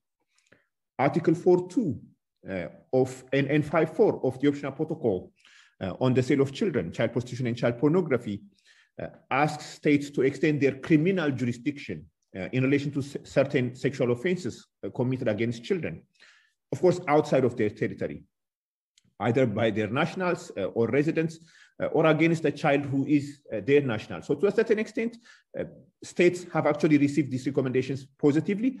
There is some jurisprudence, and even to a certain extent, we can say state practice that continues to be built around what it actually means for the purpose of the convention, but also its optional protocols. Of course, I would be remiss if I don't say a word or two in terms of background again about what some of our general comments and concluding observations have actually shed light on these points. For instance, that jurisdiction under the CRC is again not solely ordered to decide whether someone is a subject of a jurisdiction, and this approach is not territorial. We have actually espoused a de facto rather than a de jure approach. And you wouldn't be surprised to see that mostly in relation to the case that I'll come to in a moment. Now, the extraterritorial application of the convention from general comments has mostly come from the joint general comment that we did with the Committee on Migrant Workers. We held that under the convention, states should take some extraterritorial responsibility for the protection of child nationals outside of their territory by devising, for example, child-responsive consular policies and services to assist safe, voluntary, and dignified return of children, for example, that we've said in concluding observations. We have also emphasized the state's obligation to develop family reunification procedures so as to avoid irregular and unsafe migration. I want to spend a few seconds on this. When we were busy developing this joint general comment, I had the opportunity to be the co-coordinator from the side of the Committee on the Rights of the Child. We received a lot of pushback from some states on this specific aspect, particularly the instances where at the border there is a pushback. Some of the Eastern European countries, we have had some cases involving Spain and Morocco, and so forth. So there was quite a bit of a pushback on it. We reasoned out, we actually tried to amend as necessary, and it ultimately made it into the general comment. Now, moving further, we also do have, we just adopted a general comment on children's rights in digital media, which also has implications for extraterritorial application. So it's an indication that we're still busy developing that. There is also a case that is, some of you might know about it. This is the case involving Greta Thunberg and 50 other children in the context of climate change. That is still in the pipeline. I can't say a word or two about it, but of course it has implications for extraterritorial jurisdiction. Now, finally, I need to mention, in other contexts, it's also been there. For example, there is a very recent article written by William Worster. I understand he might even be in this seminar, titled "The Human Rights Obligations of the Holy See under the Convention on the Rights of the Child," focusing on some of those issues that have arisen in the context of the Vatican, the Holy See, and so forth. Now, let me move further to the case that we dealt with. Now,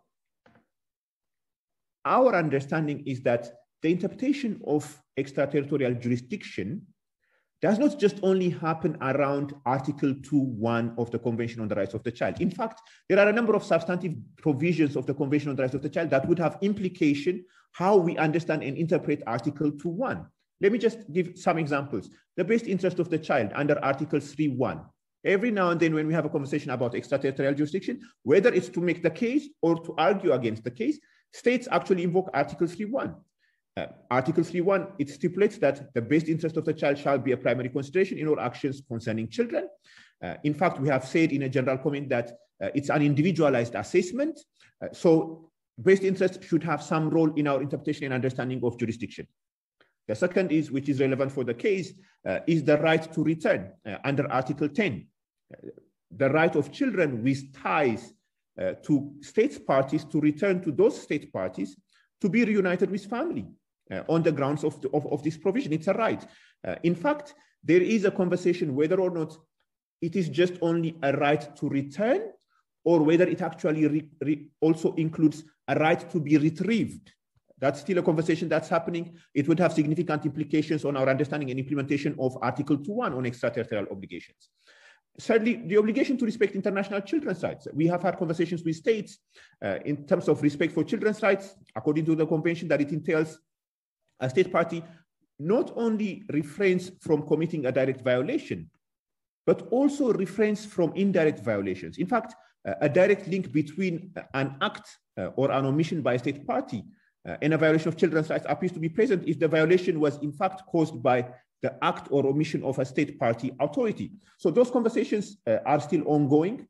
It's very difficult to say that there is a very detailed and settled jurisprudence, but it's still in the making, as I've already highlighted earlier. Now, let me come to this relatively controversial case that we have dealt with. It is still at the admissibility level. The merits have not yet been discussed, but of course, at the admissibility level, we have already pronounced ourselves on extraterritorial jurisdiction issues. This is LH others versus France. Now, this involved children of French nationality detained in refugee camps in Syria, in the Kurdish region. And a number of provisions were invoked. Article 2, of course, on jurisdiction, Article 3 on best interest, 6 on the right to life, survival and development, 20, 24, 37, including detention, health, and so forth, so forth. Our view as the committee was, the state party actually argued. The committee, as a committee, we noted that their argument that it cannot be held accountable for situations that it did not create, over which it has no effective control, and that are the actions of other states or non-state actors solely on the ground that the children are nationals. That was one of the arguments that they raised. They said that it's not under the jurisdiction of the state party because they're not under the effective control of the state party. There is also an assertion that says a state may also have jurisdictions in respect of acts that are performed or that produce effects outside its national borders.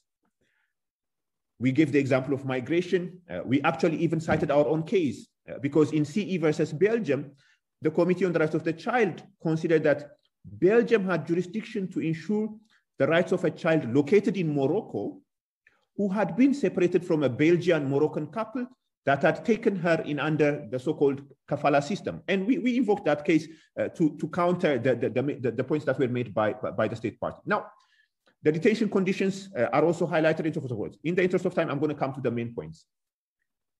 The state party we said that as a committee, we found that there is extraterritorial jurisdiction in this particular case because we said the state party was informed of the situation of extreme vulnerability of the children.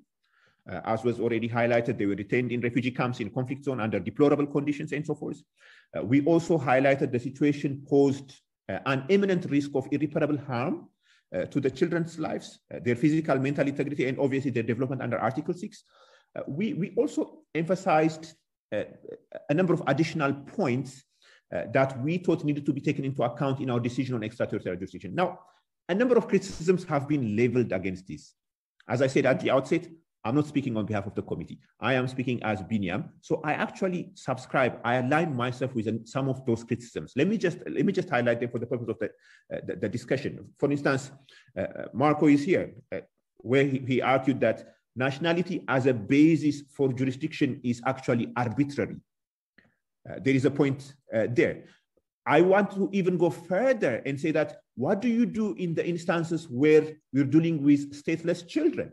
As you know, we live in a world with 200 states, but still live with 10 million stateless persons throughout the world. 60% of them are actually persons below the age of 18. So what do we mean in those instances where the children are actually stateless? An additional point, the capability as a ground for jurisdiction, which means that states are considered capable to protect the rights of children if they repatriated other children before. The perverse incentive on this, the repercussions have already been highlighted. I'm not going to mention them because states would actually have hands, they would sit on their laurels and say, you know, we're not going to take measures because this is going to set precedent, which will actually make the argument in terms of capability. So that also has its own, limitations. Helen has also highlighted a very valid point. The failure to clearly articulate standards makes it more difficult to grapple with concerns as to the limits of the reach of the extraterritorial application in the context of Article 2.1. It's a very valid concern. I'm going to throw a couple of other points and then I'll end it here. There are also a number of other points. Some states are actually making differentiation on the basis of age. They're saying those below the age of 12, those below the age of 14, those below another age. The Convention on the Rights of the Child, its application is to persons below the age of 18 unless majorities attend earlier. So that differentiation might even come in the context of violating the non-discrimination principle and would have a direct link to the extraterritorial application, and that's a point worth reflecting on. State practice still in the process. Quite a number of the cases we have heard from Belgium, from Austria, and so forth. Quite a lot of them are actually based on domestic legislation. They're not necessarily based on the provisions of the Convention on the Rights of the Child. And that's definitely something that we need to look up as we progress with other similar cases. Maybe a final point. Was this the right case to actually pronounce ourselves on some of these details? Are there more lucid, more nuanced, more useful cases that are actually coming in the pipeline that will help the committee to a certain extent to have, I wouldn't say every I dotted and every T crossed, but at least to give a more principle-based guidance in moving forward in dealing with the issue of extraterritorial applicability of the Convention on the Rights of the Child in some of these considerations. And my final point is the following. As a committee, you're always aware, not just only about the principles and the provisions and so forth, but also some of the chatter outside. There is a lot of criticism that the treaty bodies are actually under pressure. The issue about mandate creep, that you interpret a certain thing in a very elaborate manner, in such a way that the states actually are going to push back. The optional protocol currently has only 40 plus, 45 plus ratifications. Are there some considerations that also come into interpretations when looking at the need to actually get to a certain level of ratification? Is a point worth reflecting. Again, I'm not taking a position on this. I have my own views about it, but I'll leave it at that. And thank you very much for the conversation. Thank you very much, Benim. I think it's interesting to see how a relatively new body is thrown into a topic that has been discussed in detail by other bodies and how it places itself, how it locates itself in the picture. Okay, so our next speaker is Dalia Palombo. And go ahead. Hello? Yeah, okay. So first of all, thank you very much for inviting me today, and thank you also to the organizers of this event and the other panelists for their really insightful approach to extraterritoriality. I learned a lot, and today I'm going to talk to you about the duty to fulfill as obligation of a global character. I'm now trying to share my screen. Yes. You should be able to see it now. 1 second. Sorry, I have a small. No, it's fine. I would just change to presentation. Yeah, okay, perfect.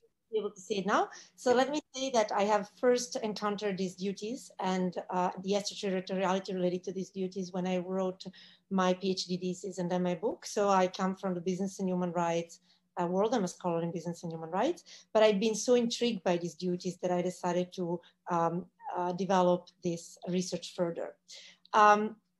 So what are the duties to fulfill, and what do they mean?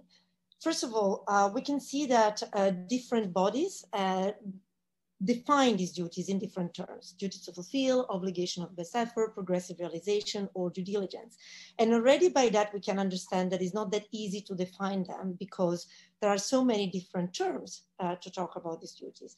I think one of the best definition was given by Manfred Novak, where he defined the duty to fulfill as obligation to facilitate the enjoyment of human rights and to provide services.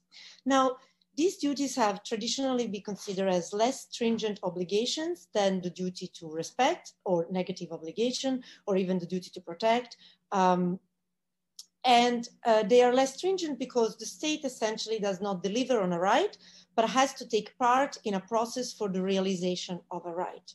So for this reason, the due diligence part of this duty is very emphasized. So the due diligence that states have to make in taking part in the process of the realization of this right. Some scholars have even said that these rights are actually rights that victim cannot claim in court, because how can you claim the violation of your rights if all the state has to do is just to take one part in a long-term process? So despite the fact that these duties have been considered a little bit like the Cinderella of human rights obligations, they have become increasingly important in a globalized world. And this is because states are global actors and they're taking actions or omissions that are in a pipeline in the realization or in the abuse of a human rights. And the more states act in conjunction with other states or with other non-state actors, the most these rights become relevant. And I'll give you just 3 examples that have been, by the way, cited before by the other panelists. The duties to collaborate internationally. So we are in the middle of a global pandemic. We hear of more and more often how states should have a duty to collaborate internationally to actually stop the pandemic or actually ensure that every person in the world is vaccinated. The duties to engage in human rights and environmental impact assessment, a duty that is more and more often cited and mentioned by human rights courts and treaty bodies. So the duties of the state, for example, when they sign an investment or a trade agreement, to engage in human rights and environmental impact assessment to see what are the effects of their signatures. And then, of course, all the duties related to climate change. So the duties, for example, to limit emissions. We all know that no state may be able to stop climate change on its own, but if they all collaborate together and limit their emission, there is hope in this sense. So the interesting question for me is, how does extraterritoriality work when we're talking about this duty? Now, as we heard already, when we're talking about extraterritoriality, we're essentially talking about a jurisdictional test. And the traditional approach is based on authority and control. Authority and control over a territory, over a foreign territory, or over a foreign person. And here we have to think that what we're talking about is cases in which, for example, to quote the European, to mention the European Convention on Human Rights once again, a state is occupying another state, and therefore the question is really, does it have jurisdiction over that other region of the world? And if so, do we apply the convention in full as it was a region in Europe, okay?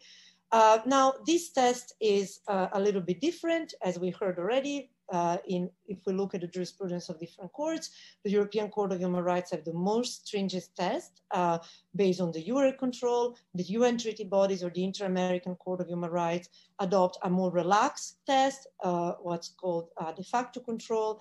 However, both of these tests are still based on control, essentially, of a foreign territory or another person.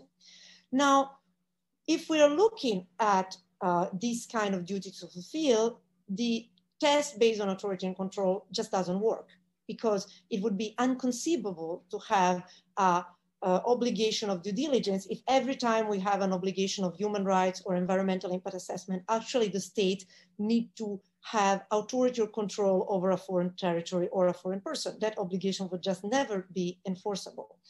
So what different courts have used is an alternative test. And this is the capability or functional approach based on the idea that essentially if a state is capable to prevent a human rights abuse or to further the realization of human rights, then the test has jurisdiction, the state has jurisdiction. To give you an example, in the Inter-American Court of Human Rights Advisory Opinion on the Environment and Human Rights, there is a discussion on the obligation to cooperate internationally to prevent extraterritorial environmental damage and a recognition of this obligation by the court. Again, if we look at the UN treaty bodies, there are a number of treaty bodies, and I'm thinking now about the Committee on Economic, Social, and Cultural Rights. It's one of the most recent in 2016. It has expressed the, but there are many others, opinion. It has expressed the extraterritorial obligation in relation to the negotiation and implementation of trade and investment treaties. Here are all these human rights and environmental assessment that states have to engage in. They are obviously extraterritorial, but they do not require a type of authority and control test, because that would essentially mean that these states would never have any type of obligation to engage in environmental and human rights impact assessment. Even if we look at the European Court of Human Rights, which of course is the most traditional and one, there is a residual jurisprudence also on this kind of capability approach. And I'll mention now the Tresca and Vrioni cases that are about private property, where essentially some Albanian citizen file a case against Albania for taking their property, but Italy was involved in that. And the question was really, what is the influence that Italy had over this process that happened in Albania? And the court has said that even in the absence of effective control of a territory outside of its border, a positive obligation to take the diplomatic, judicial, and other measures that is in the power to take may be there in cases when that state has the possibility to effectively take these kind of measures.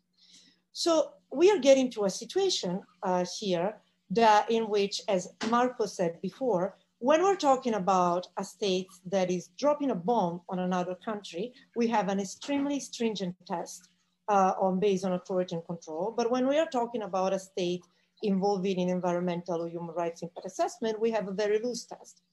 I think the best way to see this has been provided by the scholars writing the Maastricht Principle on extraterritoriality, where essentially they explain that there are different types of obligations, and for different type of obligation, there are different types of jurisdictional tests. So when we're talking about what they are called as obligation of a global character, then the jurisdictional test would be based on decisive influence instead of being based on authority and control. This explanation is persuasive, however, it doesn't address the problem that Marco has raised before. How is it possible that we have these two very different approaches, and incredibly, when a state drops a bomb on another country or is military occupying another country, the test is so stringent, and instead in these cases, the test is so loose? Now, what I think we should reconsider here is the terminology we're using, because extraterritoriality really means applying the law of one country abroad. And this is a term highly used in human rights law and highly used in public international law. And the idea is always that one of a military conflict or military occupation. But here we're talking about states acting as global actors. And these states are acting exactly as many other private entities are acting as multinational on a transnational basis. There have been a number of scholars that have questioned whether we should talk about extraterritoriality at all when we are discussing environmental rights, when we are discussing the obligation of businesses, because if we're looking at the language of transnational commerce, it's of course transnational and not extraterritorial. And then there is the language of universality of human rights that some scholars have used to explain this situation. So what I'm reflecting on now is whether we should talk at all about extraterritoriality when we talk about this global obligation of global character, whether we should mention at all jurisdiction, and whether we should instead just admit that sometimes states influence in a process other actors. And for that influence, they should be held to account, not in the terms of applying the law of one system, the ECHR, complete totally abroad, but only insofar as they are involved in a particular abuse that occurs in many different countries.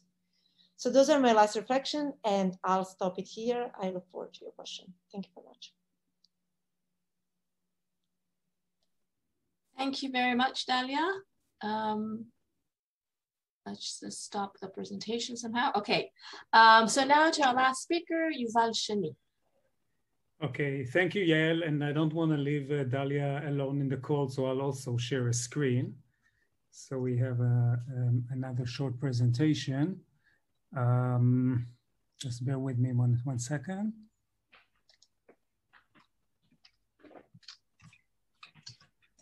Where is my,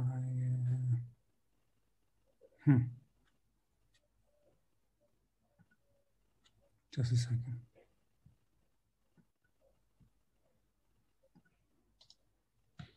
Got it. Okay, so picking up from where Dalia and the others have left off, I would contend that the dilemma is really indeed between two approaches. One, which is I think is encapsulated by the European Court of Human Rights approach, and it is a more sovereignty-oriented, control-based approach, you could say state-centric, where the point of departure is that, I mean, human rights obligations apply within an interstate system.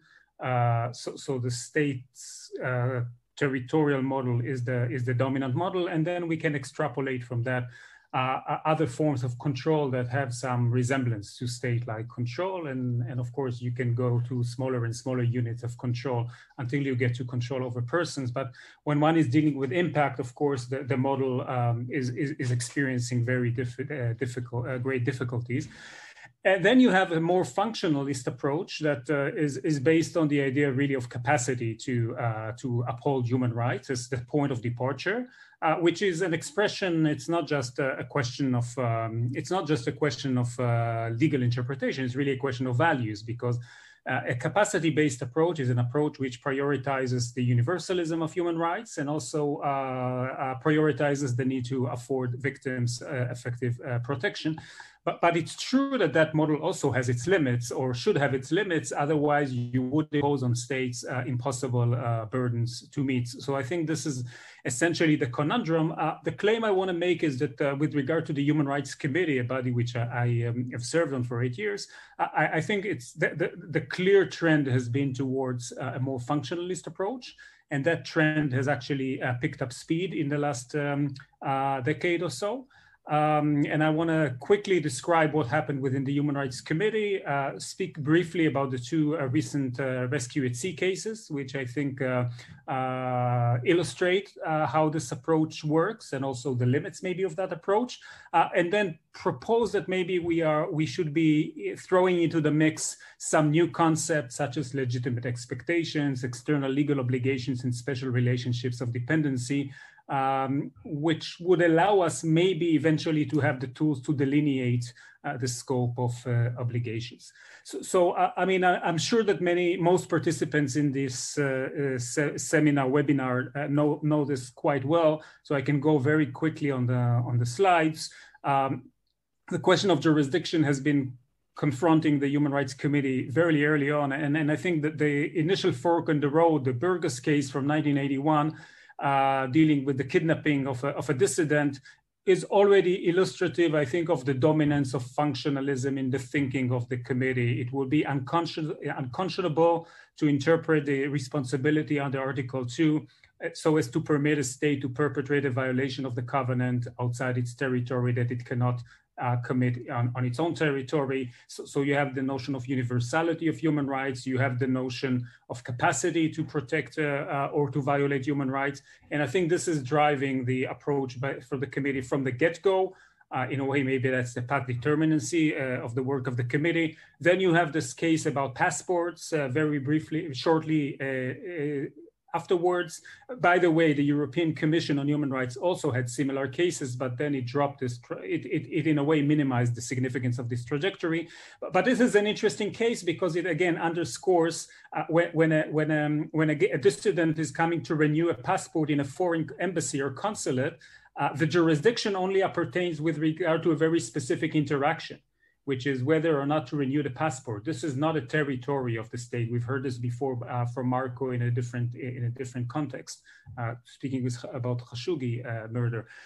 So here you see again this idea that you can divide and tailor the covenant, and you can apply it to the extent of the scope of the powers of the committee. You have the cases on occupied territories, which I would argue go actually fit both models, and this is maybe wider, not so controversial.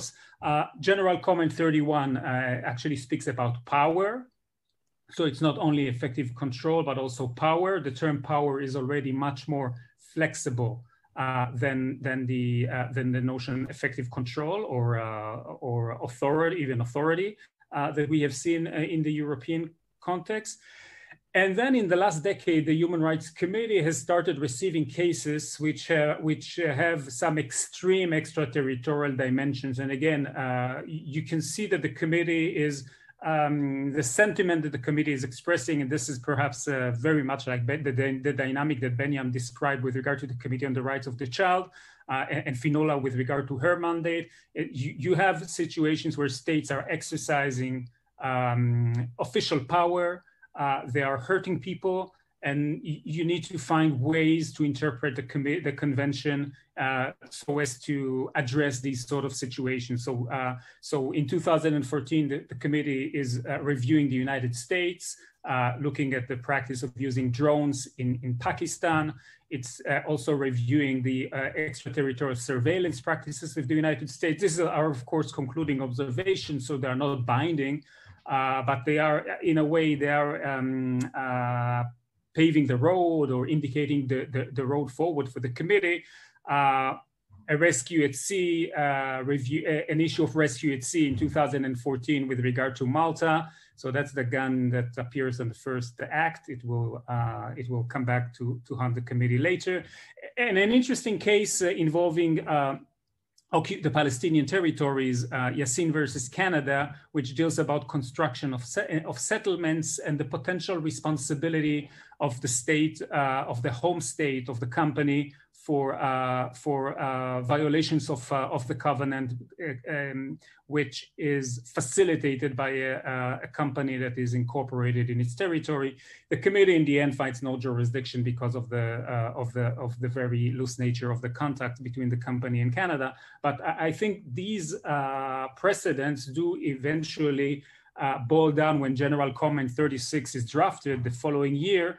I think these, so to speak, precedents or previous experiences by the committee with extraterritoriality do shape the approach which is taken in General Comment 36, and that is a reformulation of the standard test of what constitutes power so as to capture direct and reasonably foreseeable impact. And we've been discussing this before. Also hinting here to distress at sea and the possible role of international obligations to actually delineate the scope of obligations of states with regard to rescue at sea.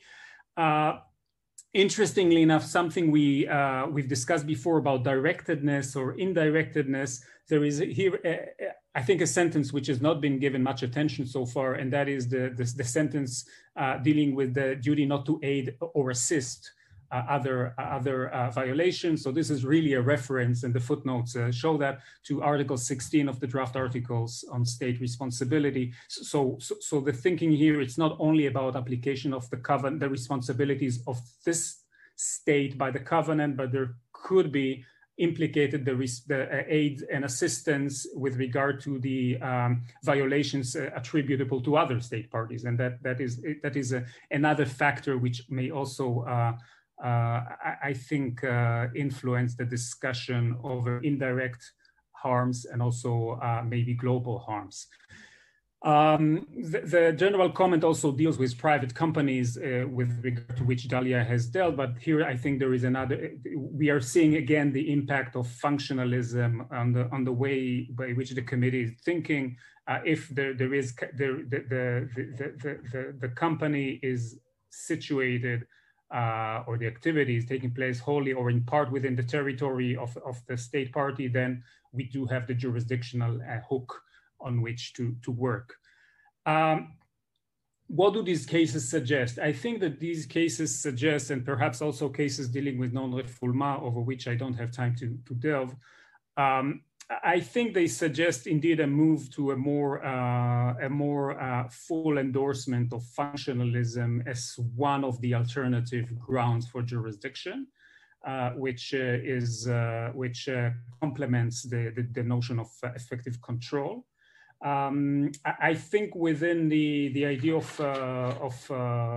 functionalism, I think that the distinction that was offered before between act and omission does make sense, at least in the following sense. When one is talking about acts, it's quite easy to delineate the scope of responsibility of the state or the scope of jurisdiction which the state holds.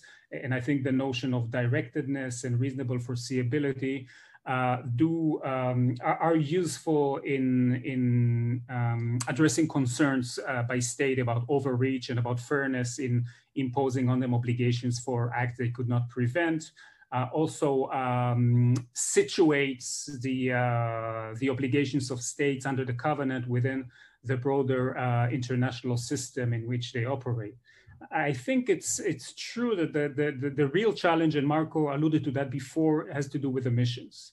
And here, what appears to be perhaps an interesting common denominator to many of the issues that are raised before the committee is the issue of legitimate expectations. Namely, that there are circumstances in which is again, of course, not a foreign notion in international law. There are circumstances in which states are expected to take certain action. And that may have something to do either with having control over the person or the situation, but it may also have to do with the fact that there is a legal obligation on the state, an external legal obligation on the state, which requires them to do something. And it may also have to do with the fact that there is what the committee later calls a special relationship of dependency. Namely that the particular, and I think Benyam alluded to that as well, that there is Helen actually talked about specific proximity.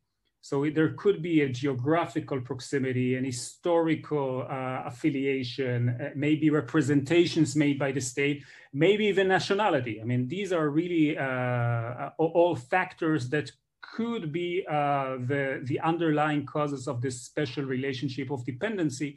And the combination of these factors, control, legality, legal obligations, and dependency may result in these legitimate expectations formulated. But I would argue that the actually fleshing out of this standard would have to be worked out in the future on a case-by-case basis.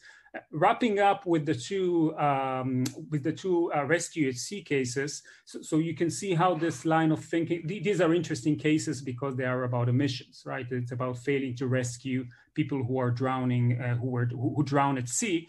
And here we have two cases, one against Malta that the Human Rights Committee decided, and actually on the same day they decided both cases, one against Malta, one against Italy. On the Malta case, since the drowning took place within the search and rescue area for which Malta was internationally responsible, and in a context of a failed search and rescue operation over which Malta took responsibility in writing that it would be responsible, the committee was of the view that you have this special, these legitimate expectations. I'm paraphrasing now the committee, it doesn't use legitimate expectations, but I would say that the committee did identify these legitimate expectations. So there was a dependency and there was a legal obligation. In the end, the case was dropped for failure to exhaust remedies, but that's of course a different issue. And then with regard to the Italy case, where the same drowning incident took place again in Maltese search and rescue waters, but an Italian vessel was nearby. Italy was involved in the rescue operation. The committee found that it didn't act sufficiently promptly to the distress calls. The majority in the committee thought that in these particular circumstances, again, legitimate expectations were created because of the legal obligation to support the operation and the capacity to do that generated in the involvement in the operation, that in these specific circumstances created this special relationship of dependency. The minority, and I should say for full disclosure, I wasn't the minority in this case. The minority thought that no, I mean, Italy perhaps acted in ways which one could criticize, but it did not assume responsibility for the operation. The operation did not take place in waters for it was responsible, and more so it would disrupt the division of labor. So this, throwing it back to the interstate framework, it would significantly disrupt the division of labor between states over responsibility for search and rescue operations should a third state outside the search and rescue zone would be actually would be in a position to assume or would be required to assume responsibility for such a search and rescue operation. But I would admit that this is really a close call, and it's a very much a fact dependent outcome. And even the majority thought that there would be circumstances such as, had this been in open water, I mean, in water outside the search and rescue zone of Malta, the outcome might have been different. So I'm going to stop now. Thank you.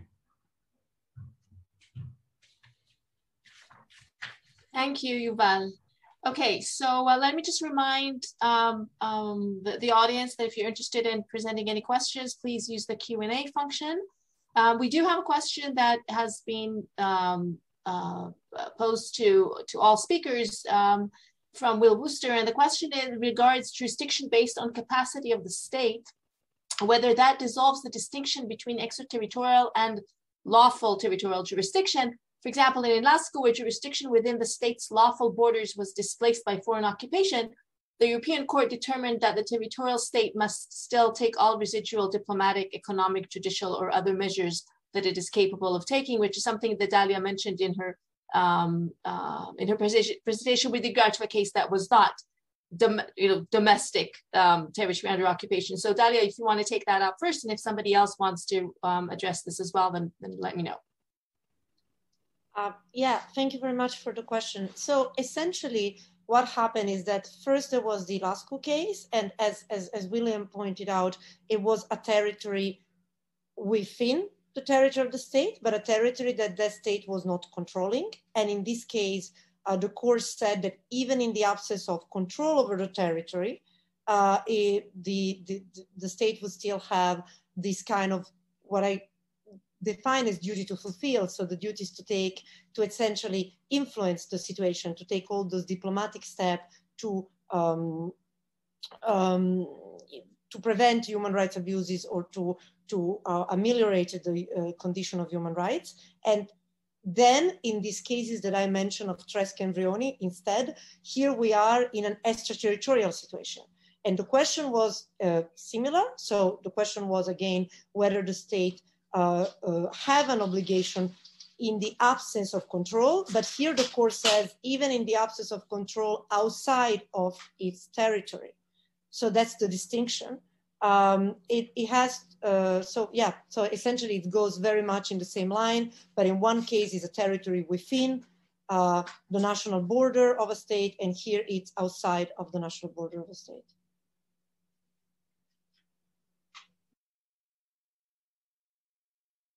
Sorry, okay, I see that the other speakers are not.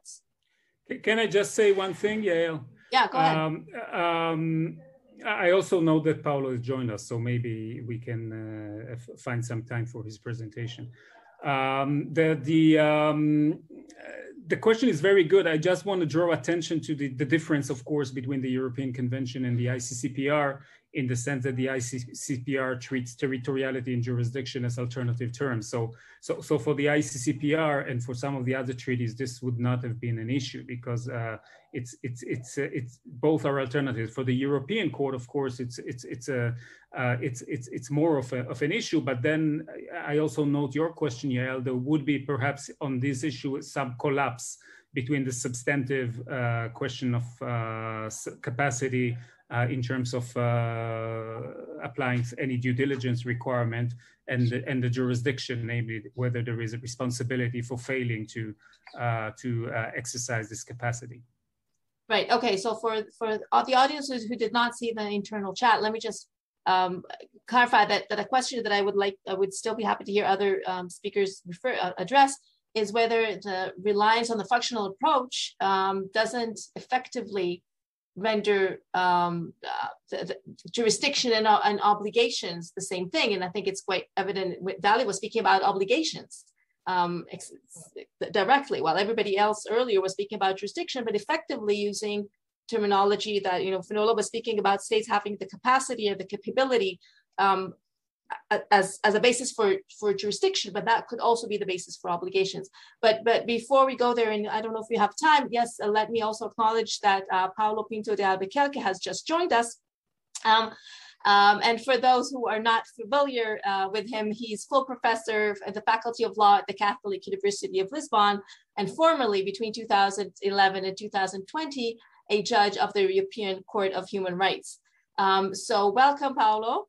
And I wonder whether we do have enough time, I think, for you to make your presentation, and hopefully it'll all fit in together. So please, you have the Zoom. Thank you. Thank you so much for the invitation. It's a pleasure to be with you. I'm really very sorry for the delay. Can you hear me? Okay, good. As I said, I'm sorry for the delay because this would merit a very long debate. I will try to be brief in order to save some time for the debate. On jurisdiction, of course, we have very recently two extremely important judgments of the court, of the European Court of Human Rights. I will always talk about the court when I'm referring to the European Court of Human Rights, to make it short, which is Georgia versus Russia, the second case of Georgia versus Russia. And we have, of course, Big Brother Watch and others versus the United Kingdom. The first case deals with the issue of jurisdiction in times of armed conflict. I had the pleasure of being a member of this composition, and I tried to underline, in my separate opinion, some contradictions in the case law of the court. And basically, the main idea of my separate opinion is that the case law on extraterritorial jurisdiction in times of armed conflict does not fit, is not compatible with the case law on jurisdiction in times of migration crisis. This is the main message of the separate opinion. There are other messages which relate namely to the fact that state extraterritorial jurisdiction on the basis of on personal grounds is not always compatible with the way the court deals with extraterritorial jurisdiction on spatial grounds. These can be seen namely in cases such as those regarding the northern Cyprus, or the case regarding the cases regarding the bomb attacks on Serbia. In my view, the court has an issue about coherence and consistency of the case law here, which has not been, in my view, dealt with in a convincing way in the cases of Iraq, on the Iraq war. In my view, we have even aggravated the inconsistency of the case law in those cases, in the Iraqi cases, and very, I would say, to put it mildly, erratic state of the case law was not clarified in Al-Skani. You'll see the reasons for that exposed in detail in my separate opinion. What I would like to draw your attention to here and now is the fact that the migration crisis has really compounded all this inconsistency. We have, in fact, been saying very different things in these migration cases. On the one hand, we have said that whenever there is a spot, an extraterritorial spot, where a migrant can plead his case, then he should come to that spot, be it an embassy or a consulate or whatever. He should use this legal means in order to plead his case, to make his case clear to the state. Okay? That is the message that we conveyed in the case ND and NT versus Spain. In order to refute and reject the claims of these African claimants regarding access to justice and access to jurisdiction, the court said very simply, in very broad, in very straightforward terms, it said, these guys do not have access to justice.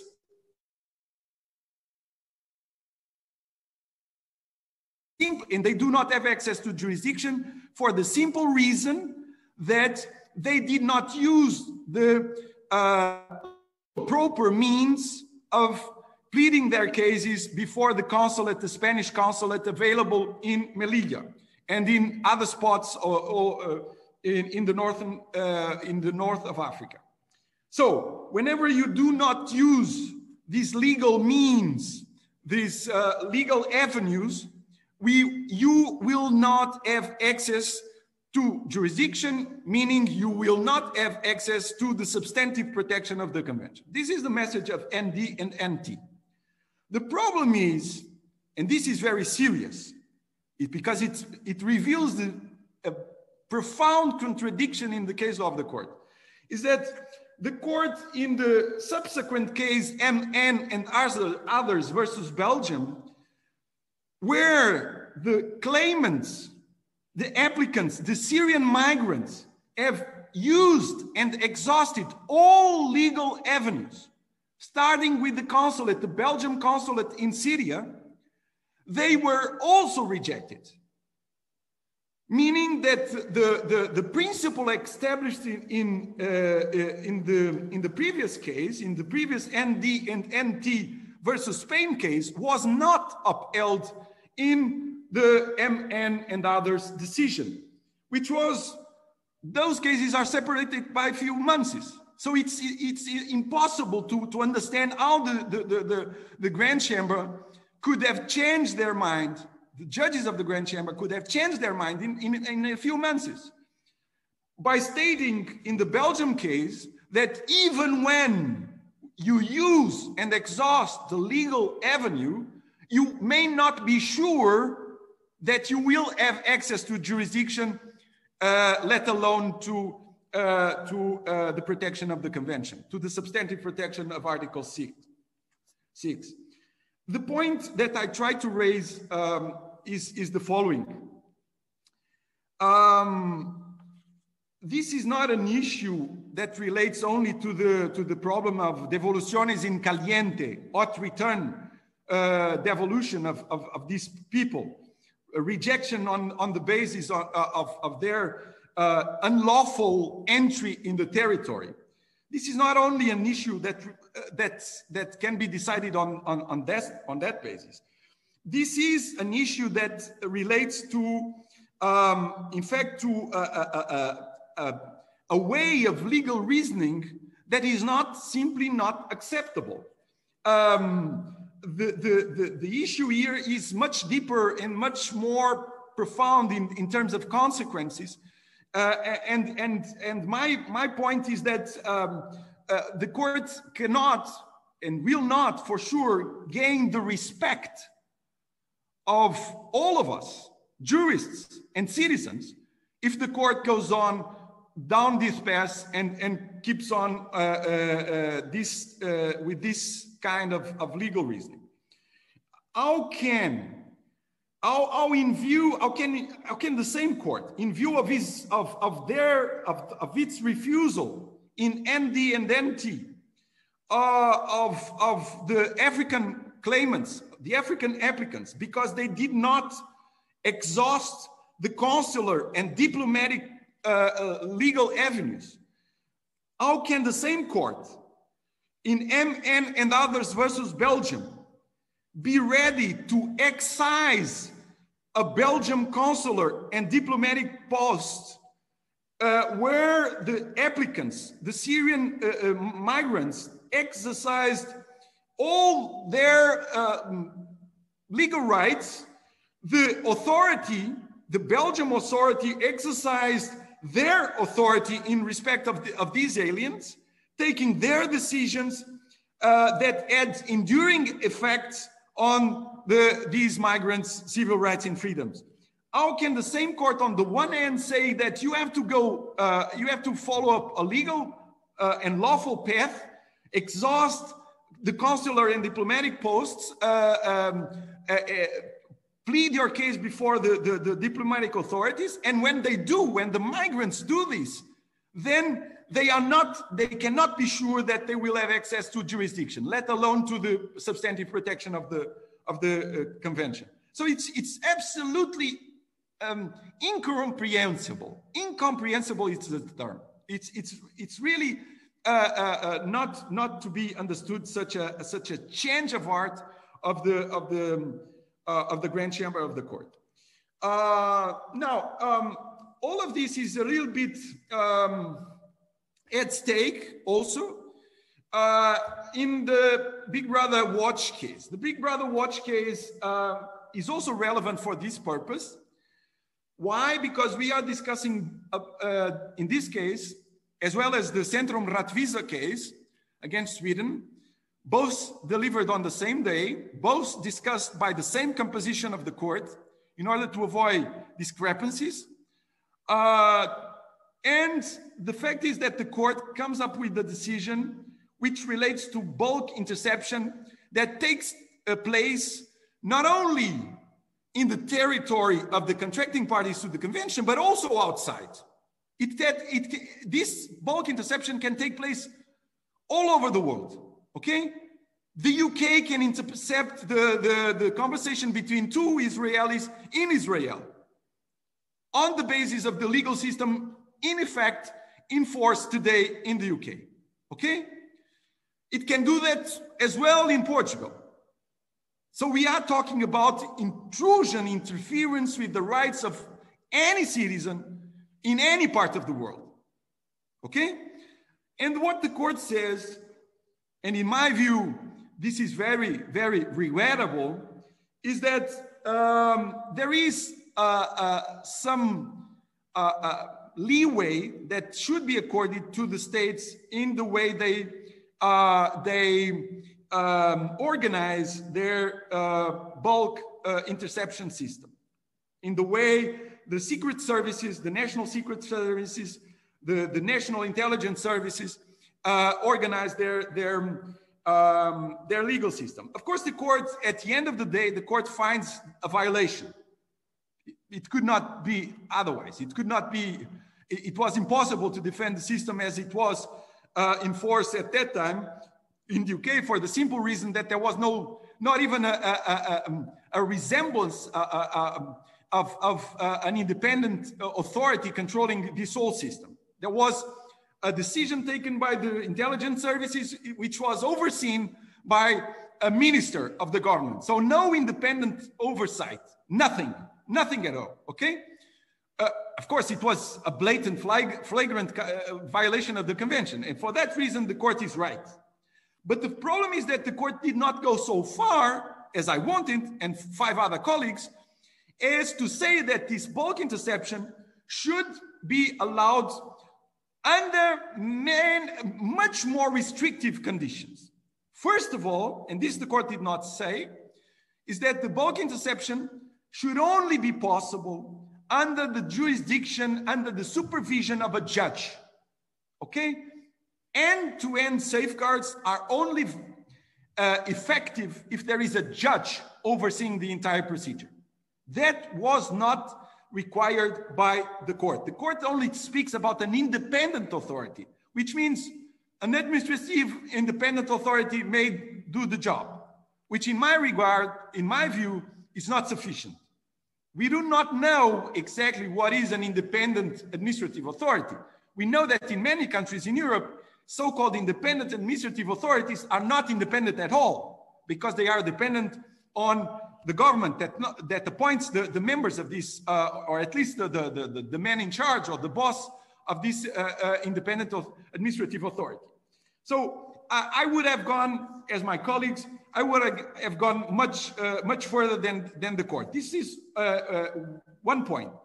The second point is that, in my view, and that of my colleagues, I think the regime of safeguards that the court has imposed is defective. I would have said that the court should demand and require from the states a multi-layered system of guarantees that starts, of course, with the judicial oversight of the entire procedure, but also that the definition of the grounds that may justify the adoption of an interception order should be very, very clearly stated, very clear in the law. The definition of the grounds, namely the serious offenses or eventually the conduct that may justify this interception order, should be stated quite clearly in the law, which was not the case in Sweden, neither in Sweden nor in the UK. Second, a definition of the intercept subjects. In other words, the persons or institutions who are liable to have their communications intercepted should also be quite clear in the law. So strict prohibition of data fishing or exploratory expeditions. So this idea that was conveyed by the UK government that bulk interception is there to discover unknowns, this is totally unacceptable. The idea that bulk interception can be used for non-targeted surveillance based on non-specific selectors, this is, in my view, totally unacceptable. And this was not rejected by the court. The court admits that there may be non-targeted surveillance based on non-specific selectors, which at the end of the day is a blank check. It's a blank check for the secret services of the contracting parties. Of course, a blank check in the sense that the judge cannot control. If the judge has to rely on the need on the judgment of the secret services according to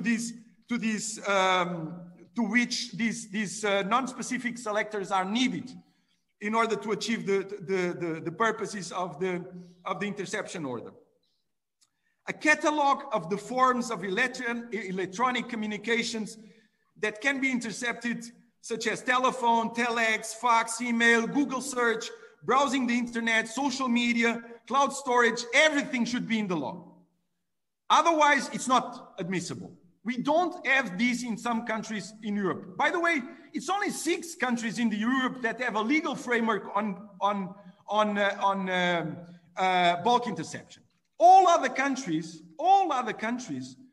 either do not have any legal basis, or if they have a legal basis, they have an even less demanding legal basis. So very, very vague, which is the case, for instance, with Sweden. Paulo, can I ask you just to wrap up, because we still have some questions that we need to respond to. So one last just to make a point on the protection of certain professional categories, such as journalists, lawyers, and ministers of religion. There, the court found that the protection was not enough, and I totally agree. And I would add that in order to be really effective, these categories of professionals should merit specific rules protecting them. So the legal framework should only be considered as compatible with the convention if there is not only a general framework for everyone, for every citizen, for every person, but also specific rules protecting these special categories of professionals. Thank you. Okay, thank you so much. And for adding some new angles onto the issue. Like before we conclude, there were some more questions in the chat that regarding the rescue at sea that Yuval wanted to address. Yeah, thank you, and it's thank you again, Paolo. This was a very interesting presentation. It's good to see you. On the rescue at sea, I just see a couple of questions that were posed. One on the question of whether the vague obligations under the law of the sea, whether they could constitute a sufficiently strong, can they generate sufficiently strong normative expectations so as to impose legal obligations. So I think maybe this is also part of what, for the Human Rights Committee, the majority and the minority were somewhat debating or did not see exactly eye to eye. It's true that there are obligations to cooperate in search and rescue. Do they create legitimate expectations for individuals who are within the search and rescue area of another country? It's questionable. And also the second point that is raised about, it's true that search and rescue areas are not sovereignty-like areas, so, and there should be maybe some flexibility in terms of generating, I mean, not regarding them as too exclusive in nature, and maybe that opens it up for third parties who are in the neighborhood, in the area, and have been involved. So I guess the majority did look at it that way. For the minority on the committee, I think it was important that actually Italy went out of its way, the specific circumstances of the case, to ensure that it's Malta actually takes explicitly responsibility, and actually had the Maltese authorities actually fax them in writing a letter that said that Malta takes responsibility for that search and rescue operation. So I think they went very long out of the way to basically distance themselves from responsibility. And for the minority, this was a factor. The majority saw this as some act of bad faith, perhaps on their part. So it is complicated and very much context dependent. Thank you. Thanks, Yuval. Maria, I think we've reached the point of conclusion. But Maria, you wanted to raise something. No, but if we conclude, it's fine. You know. So I think maybe we can conclude, and I can. Yeah. It's okay. So it's not food for thought that you were going to raise. Okay. So let me thank everybody once again for both to the active participants and to the passive listeners for joining us for this pretty long event, but I think we've only touched the surface. The things are there's so much more to say, and I'm thinking of various themes that arose here. One, I think, is the clear need to the fact that we can't speak in the same terms about negative obligations and positive obligations, and positive obligations can be of various types, to protect, to fulfill, and so on. I think the other thing that emerged quite clearly is the importance, as Finola said earlier, the importance of the specific context to understanding issues of creating jurisdiction and obligations. And I think we mustn't forget what Marco said about how we should not overthink it, because at the end, everything is result driven. But I think the problem is that this line of thought undermines the discipline that we're all engaged in. So I think we'll go back to our respective roles and continue to overthink these issues, and look forward to meeting you either in person or in writing or in any other form in future events. So thank you all very much. Thank you. Thank you very much. Thank you very much. Thank you. Thank you. Thanks, everyone.